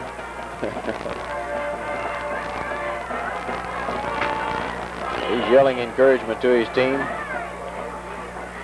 So after the interception by Ellis, Bulldogs on offense. The give is to Bean. He cuts back as they string him out, and he just did good to get back to the line of scrimmage. So it'll be a 2nd and 10 for the Bulldogs. Looks like they can make their 10 yards and still just be this side of the goal line. Yeah, the Jays did a good job of stringing that play out and had Dennis covered back to the inside and didn't have much to the outside, so getting the ball back to the line of scrimmage, a gain of a yard, was good on that play. As you mentioned, if you're going to run the ends, you've got to get that ball out there in a hurry in order to get around that end, don't you? Right. Backfield split, quarterback sneak. That opened up real good for Self. We picked up about 5 yards or so on that quarterback sneak. Takes the ball just about to the 5. Good call, I thought, in that position. They were probably looking for Bean to come somewhere inside the tackles, at least, on that kind of a play. Yeah, it looked like they had the off-tackle slots stacked with some linebackers, and a good block from Hammer, the center, opened up, and Self got the yardage. Bulldog splits the end to this side. Man goes into the slot as they're still running out of the eye. The give is to Bean. He tries off tackle, and he's awful close. He may have gotten the first down without getting the... yeah, it looks like the man on the first end there, they're going to... We may have a measurement there because it's going to be close to the goal. The 1st and 10 was just about at maybe the half-yard line, and that looks about where the ball is. They're going to measure from here. Dennis is going to stay there and get a close look at it, it looks like. Now he's up. Get a close view of that. From the 10-yard line, isn't it? It's really close. So they're going to measure to see whether or not the 1st and 10 was picked up. So bring the chain, and let's see. It's going to be close. Short. A little bit short. Short. Couldn't be more than just inches. So this is a situation where you may get a touchdown, you may get a 1st and 10, or you may just have to cry, huh?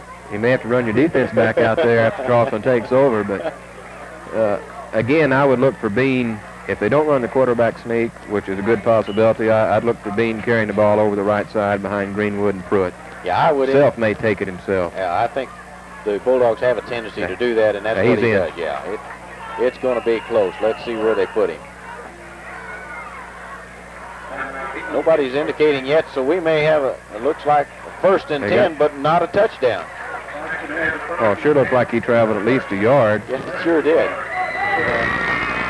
So they must have said his knee hit before he got across the line. Well, he's fairly tall. Of course, your quarterback sneak down there in that situation is your safest play. You don't have to worry about the exchange of the handoff and a fumble. It's the quickest thing, and he did pick up the 1st and 10. Again, do you think they try the quarterback sneak once or twice and then run more? They're going to give it over, and let's see. Bean's in. And thrown back. All right. That makes it 23 for the Bulldogs with 1:07 left in the 3rd quarter. The Bulldogs go up by 17. Ron, you'll have to give Dennis a 6-inch gain on that last play. 6 inches. He's going to give him a yard. Okay. In case that first half he got cheated out, he was going to give him a full yard.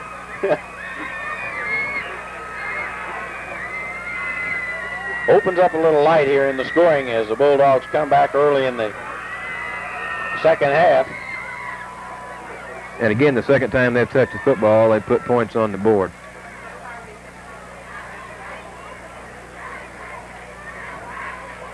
As Tennant holds, it goes down, the kick is up, and it's good. You can pretty well tell by looking at Scott Carmody whether it's good or not. He turns and runs quickly if it's good, and then if it's not, he stands there, and you can generally tell from his reaction. Of course, I haven't seen him miss one, so I don't know. I don't know what his reaction would be to not making it, but he will tell you.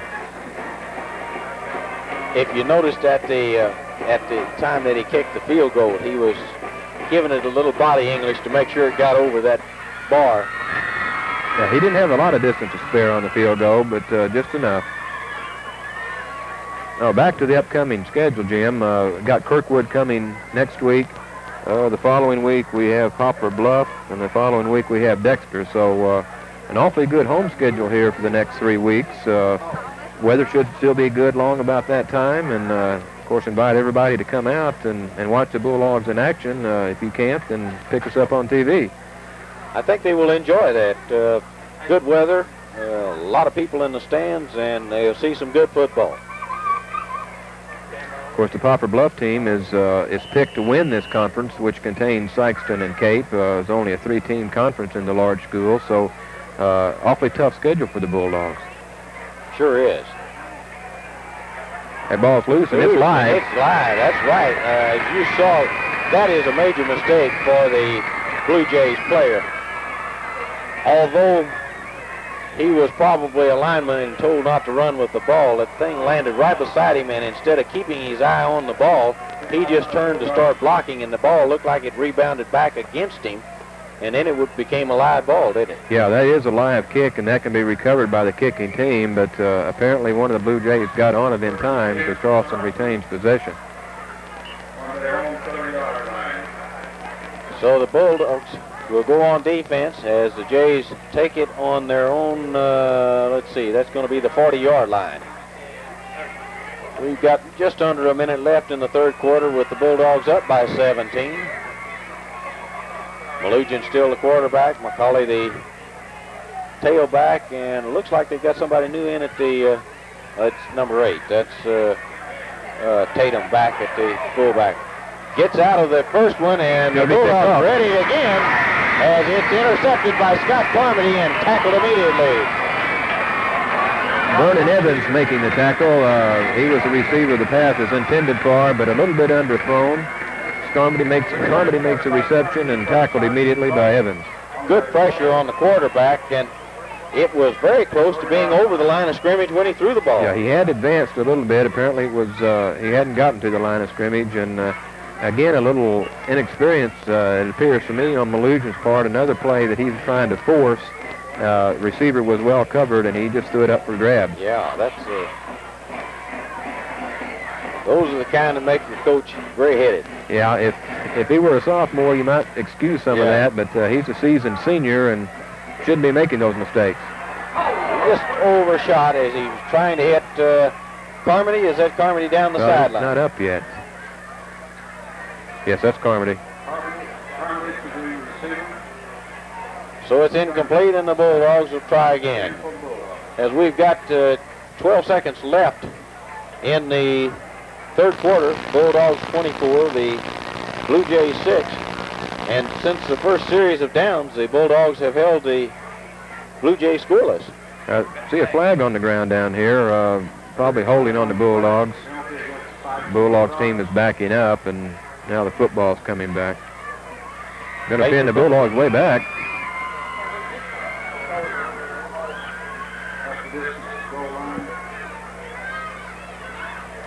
So it moves them from their own 32 back to about the it must have been holding. I didn't catch the official signal, but it was a forward pass play and was thrown somewhere around the line of scrimmage, so we expect it was offensive holding.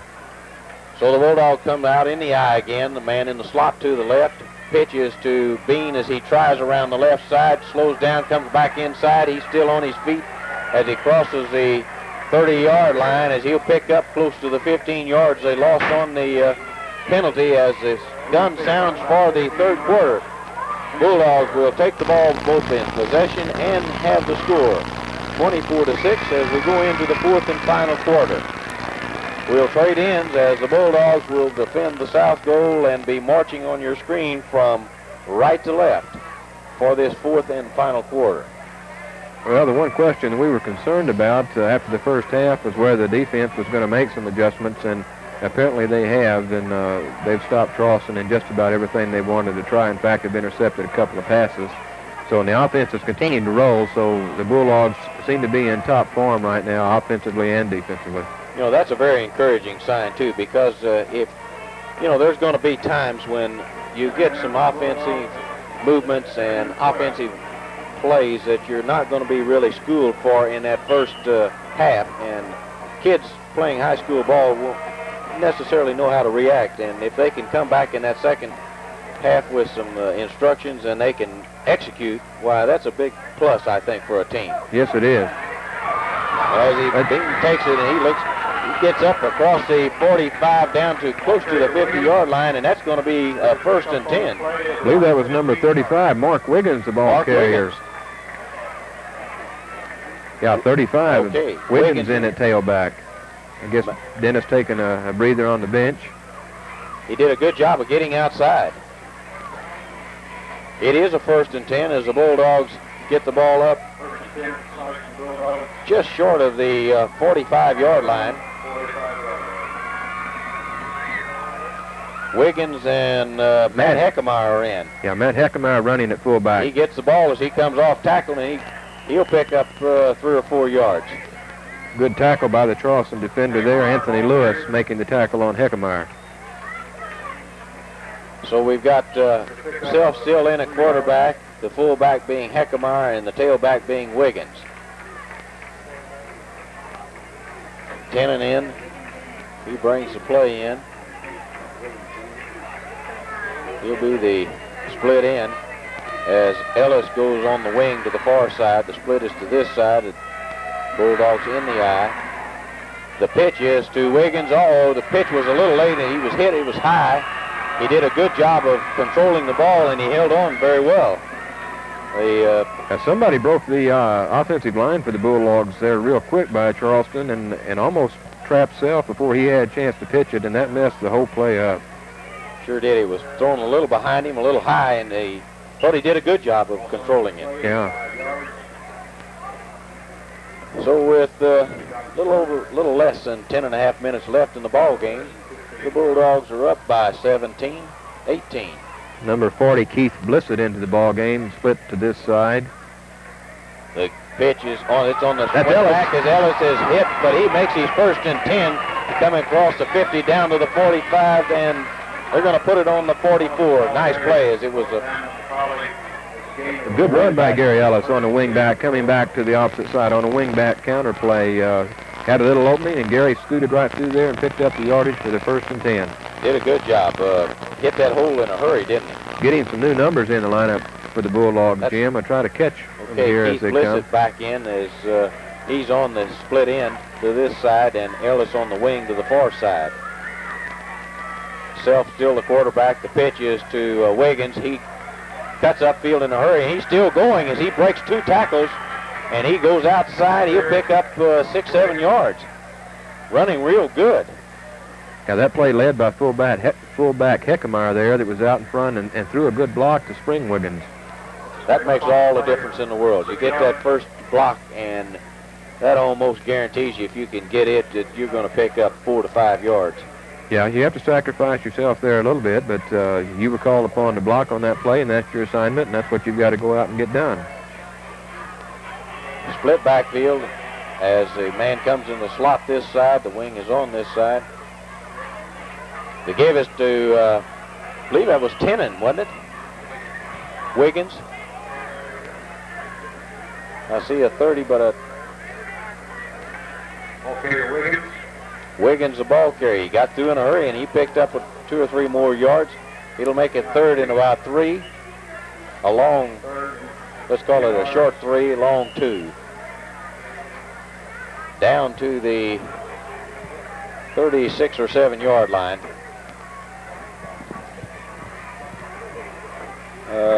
We got a timeout?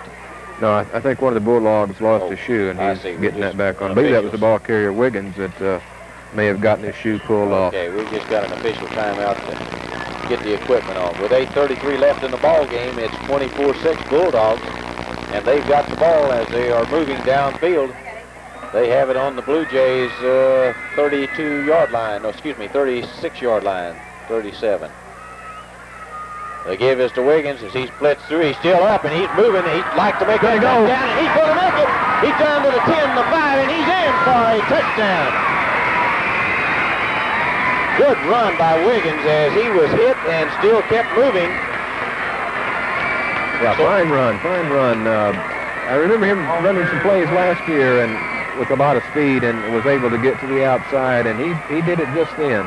Had a little bit of opening, busted through there, and then took it down the sideline into the end zone. That's got to make Coach Vickery and his staff very happy because that really gives them some depth in that backfield. Yeah, you mentioned that earlier about the depth that Sikeston has, and they're showing that right now. They've got, I don't know, 5, 6, 7 players that haven't been playing much in the first half, and they're in there now doing the job on the Blue Jays. So it's 30 for the Bulldogs and 6 for the Blue Jays as the Carmody will try to make the extra point. I see a few empty spots down in the Blue Jays section of bleachers there. I think some people have given up the boat, and they've gone back to the east. Down and up, and it looks good from here. That's good. So that makes it 31-6 for the Bulldogs as they keep rolling. That's a good kind of win when you come in and really stomp something that's been a rivalry for years, and that could be a kind of thing that really puts some momentum in a season. Yeah, your crosstown rivals, Charleston generally will give you all that you want, but we mentioned earlier they don't seem to have the speed that they've had for so many years. With some backfield people named Clark, and I can't recall any others, but generally they've got some speedsters back there that I don't see them in evidence this year, and this is going to make Charleston 1-1, and this will make the Bulldogs 2-0.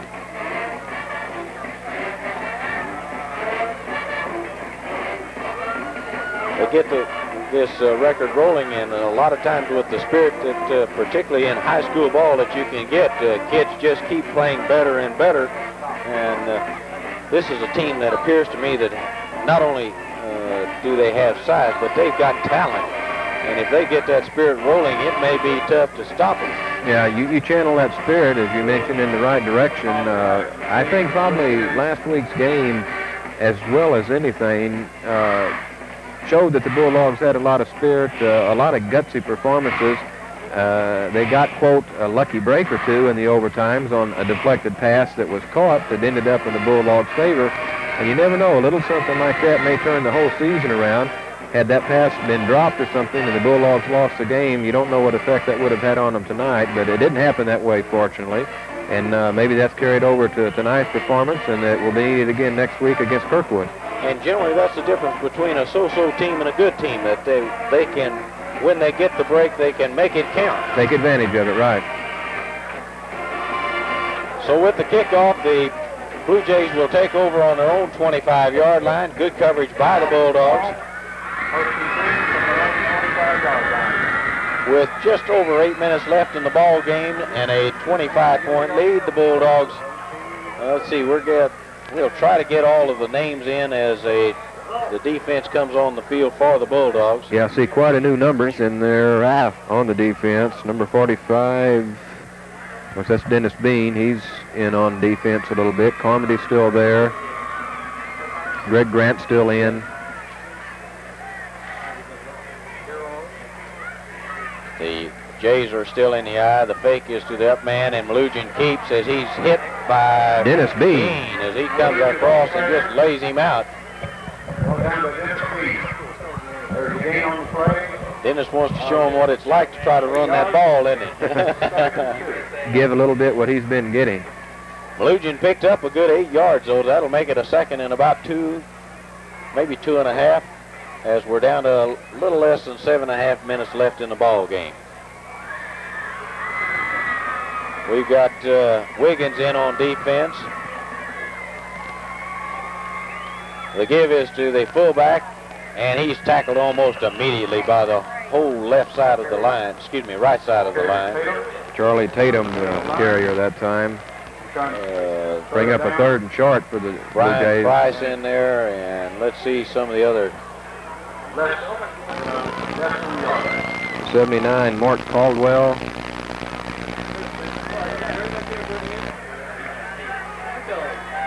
So it'll be a 3rd and very short. They've got to come just short of the 35-yard line, and they're going to measure now. It looked awful close.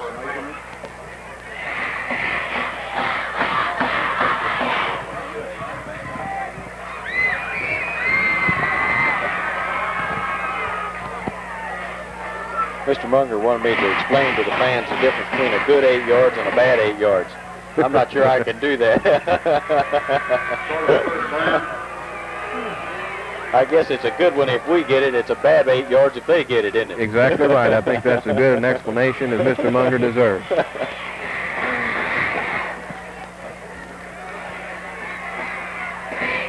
So they were short. It'll be a 3rd and looks like inches to go. The Bulldogs will get down and dirty, as they say. Out of the eye. The give is, no, it's a fake, and they're going to give it wide to McCauley. He picks up his 1st and 10 for sure, and he's ridden down by number 79. That's Mark Caldwell, a 215-pound junior. One of the better runs for McCauley in this second half. He hasn't been used a whole lot.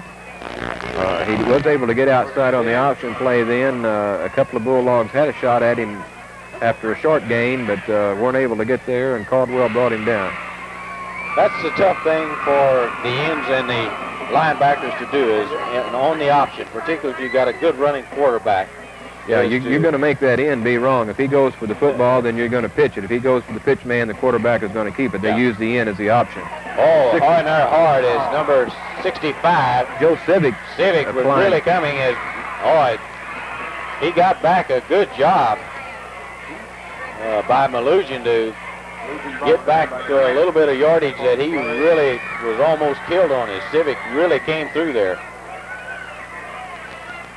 So it'll be a 2nd and about 4 yards to go for the Blue Jays as they cross the 50 down to about the 47 or 8 yard line of the Bulldogs.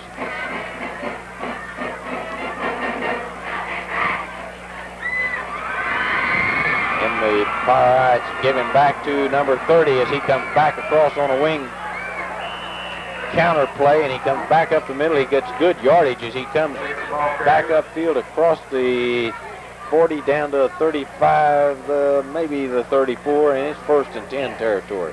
That'll be Tim Davis, who was shaken up earlier in the game, but back in there now making a good run. And he got into the hole in a hurry. And that's the difference between picking up 1 or 2 yards or a loss and picking up the big yards, is hit that hole in a hurry, isn't it? Yeah, if your blocking's not going to hold that hole very long, so you need to pop it as quick as you can. Malugin the fake. He's going to come back at a pitch, and there's nice catch. a nice catch by number 88 as he goes out on the 21-yard line. Vernon Evans and Malugin threw that ball well on the run.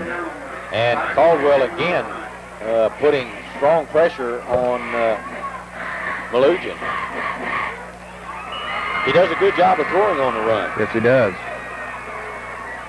Just under 5 minutes left, 31-6, the Bulldogs, as the Blue Jays have not scored since the first offensive series of the ball game. When they scored twice and only one of them counted. Malugin again tries the option, and they played it right this time. They made him commit himself before the... Yeah, that was well played by the defense. They had McCauley covered wide to the outside. They had Malugin covered to the inside.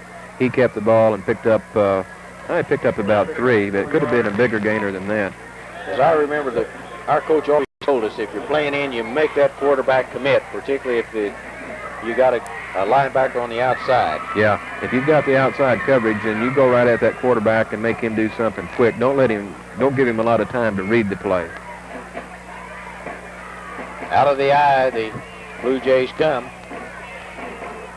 The give is to McCauley right up the middle, and he gets good yardage as he crosses the 10 down to about the 6 or 7 yard line. He'll get the 1st and 10 and then some. 84, Brad Altenberg in on the tackle, along with Mark Caldwell. As the Bulldogs having quite a few defensive changes here, we'll try to get those names to you as we can.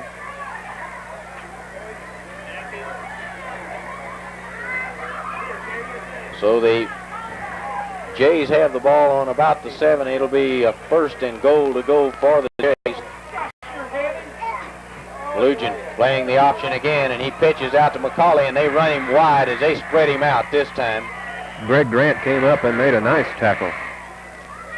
Just under 3.5 minutes left. The Jays are trying to get one across as it will be 2nd and about 4.5, maybe 5 yards to go to the goal. He may have picked up a yard or 2. Well, the final outcome's not in jeopardy, but I'm sure the defense would like to keep Charleston out of the end zone on this drive. Yeah, this is for Monday morning. Right.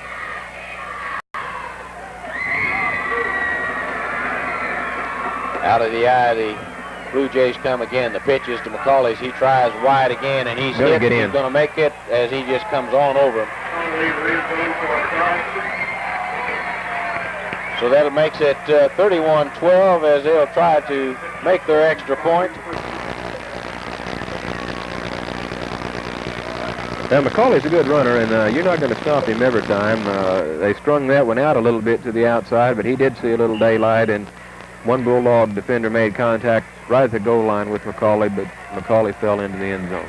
Yeah, he's a little big to try to stop one-on-one, isn't he? Weighs 170 pounds according to the program, but I think you mentioned earlier he looks a little heavier than that. He sure does from here. I suspect he looks much heavier than that if you were down there in front of him. Yeah, I do too. Flag thrown. Flag. That could be somebody without a mouthpiece.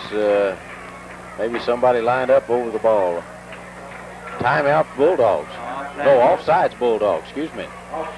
That'll get halfway to the goal. Yeah, apparently some Bulldog just simply lined up offsides and broke the plane, and that's a penalty. Don't guess it really makes much difference in that instance, does it? Well, the Blue Jays had set up to run the football, and they were going to have to go from 3 yards, and now they only have to go from 1.5 yards. They're going for the 2-point conversion.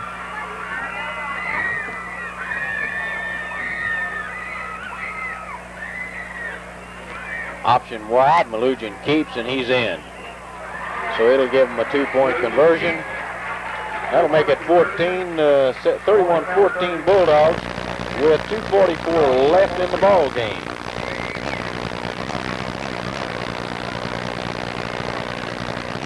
That'll make up for the first missed extra point. Yeah, put some even numbers on the board on their side. So the Bulldogs here will just try to play possession ball for the next short of 3 minutes and go in with a 31-14 victory, I would suspect, and give some boys some extra playing time here, give you experience time. You may see some second-team offensive people in this next drive. Give them a little playing experience and a chance to get some action.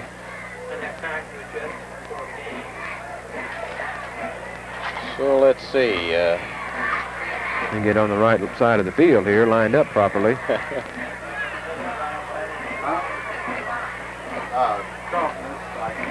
So the Blue Jays will have to kick. Let's see who goes deep. Carmody goes deep for the Bulldogs. It's Ellis on this side and Grant on the far side. Up back's 88 Vanderbrook. Can't catch who's in the middle there. Looks like Latham on the far end. Maybe Heckemeyer 23 in the middle.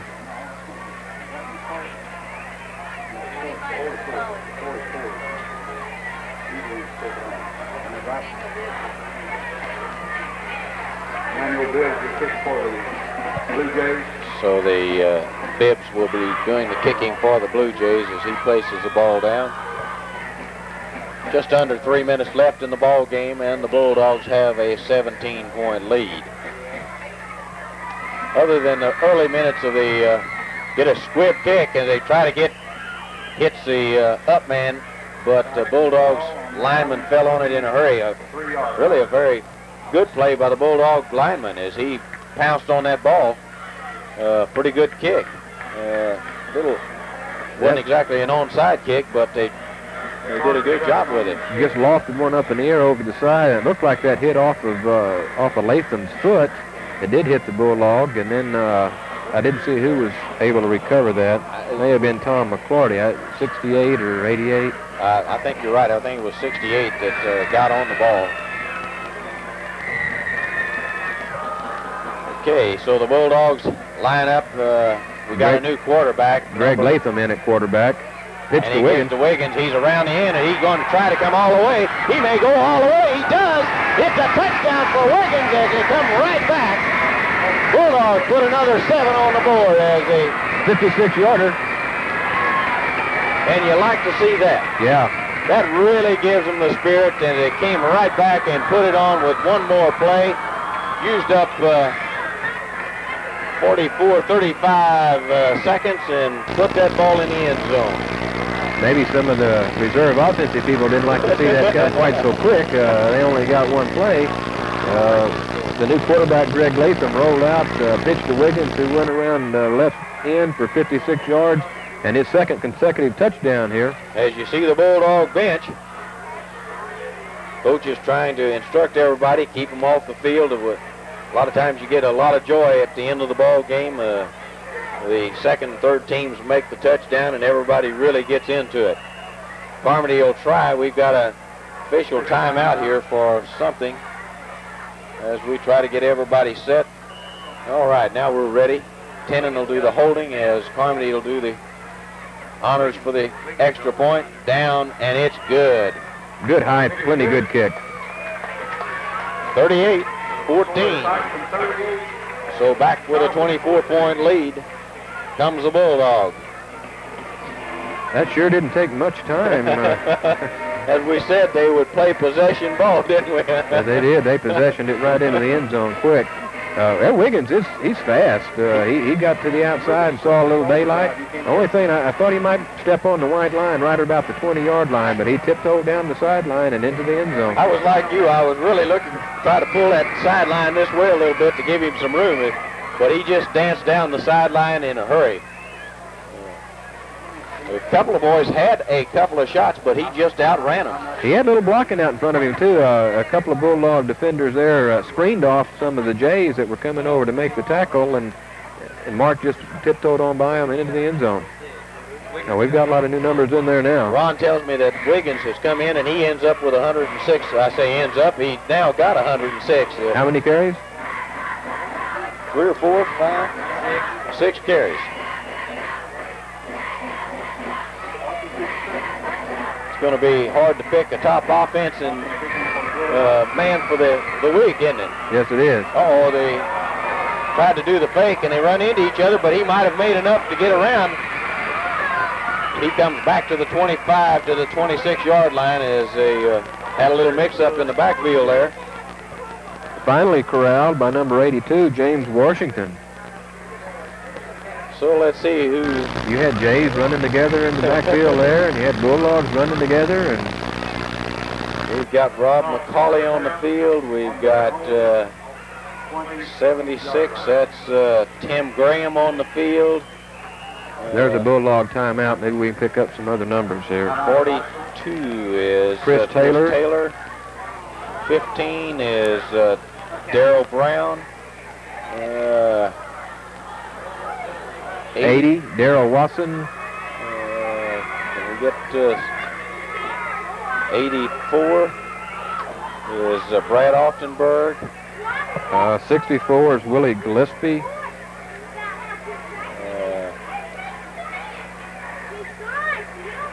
59 is that Robert Yoakley. Robert Yoakley. A lot of sophomores in right now, Jim. Getting a little playing experience. That's a good, that's one of the good things. If you can get a game like this, you can get the younger kids in, get that good experience for them. You never know when that may help you down the road, getting some playing experience in for these kids now, when you may have to put them into a crucial situation and they can respond favorably. Tyrone Marshall in. I believe that pretty well gets those that are on the field at the present time. Looks like Rob McCauley. I don't know if you mentioned him. The Jays are in the eye. They have a new quarterback, number 12. That's Matt Whitesides. I remember years ago they had Whitesides, who was really just a speed burner, wasn't he? Yeah, Irvin Whiteside. Irvin Whiteside. Quarterback to the Blue Jays a few years back, and he went on to the college at Cape and quarterbacked up there. So it's a second and about 5 yards for the Jays with a little under a minute and a half. Bulldogs up by 24. As we've got, must be offside. Somebody has the play stopped in action along the line. That would indicate an offsides. Either offense jumped too early or defense lines up offside. Well, as often happens when you get some reserves in there, they get it a little over anxious, and we may have a penalty or two more before we can get this 118 out of the way. Jim Laughlin comes in the ball game for number 84. That's Brad Offenberg. As you say, it's almost all sophomores now on the field. Paige Blanton is on. Almost got the interception before he got the handoff. Good play there. As these sophomores really fired up, they're wanting to get in there. Number 11, Jim Laughlin, coming up and making that tackle. Not sure who that was, but I believe it was number 66 that got in there almost before the handoff was made. That would have been Rob McCauley. We've got an injured man for the Blue Jays down on the field, so we'll have an official timeout here as the ball rests just across the 25. It'll be a third and about 12 for the Jays. They've got 46 seconds left, trailing by 24. The Bulldogs up 24 points, 38 to 14. Good night for the Bulldogs. Yeah, they have had a very successful night, and I guess the next task at hand is the Kirkwood Pioneers. I believe that's what they're called, the Pioneers. It'll be here next Friday night, and again would invite everybody listening, watching tonight to come out and see the Bulldogs live. I would say that ought to be a pretty tough ball game for the Bulldogs. Yeah, just from what I read in the paper year after year, Kirkwood generally is very strong, and that's, I think, will be a good indication. That'll tell us how strong the Bulldogs are going to be this year.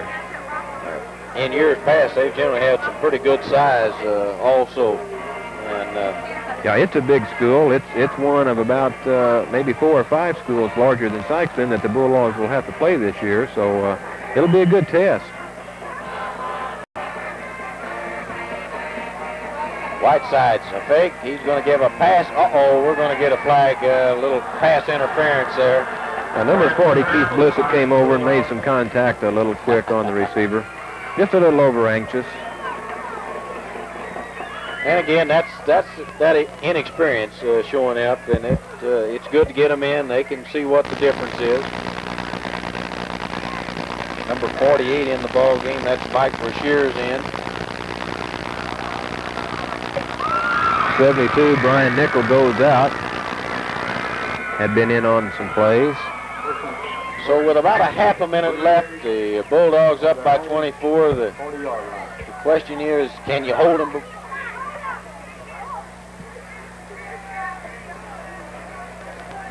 Both teams have substitutes in here. Looks movement. like the jump on this side. 17 flags on the field, yeah. I think. Looked like the offensive tackle on this side jump for the Charleston Jays. Yeah, that's be 5 yards against the Jays, and it'll move it back. It'll make it a 1st and 15.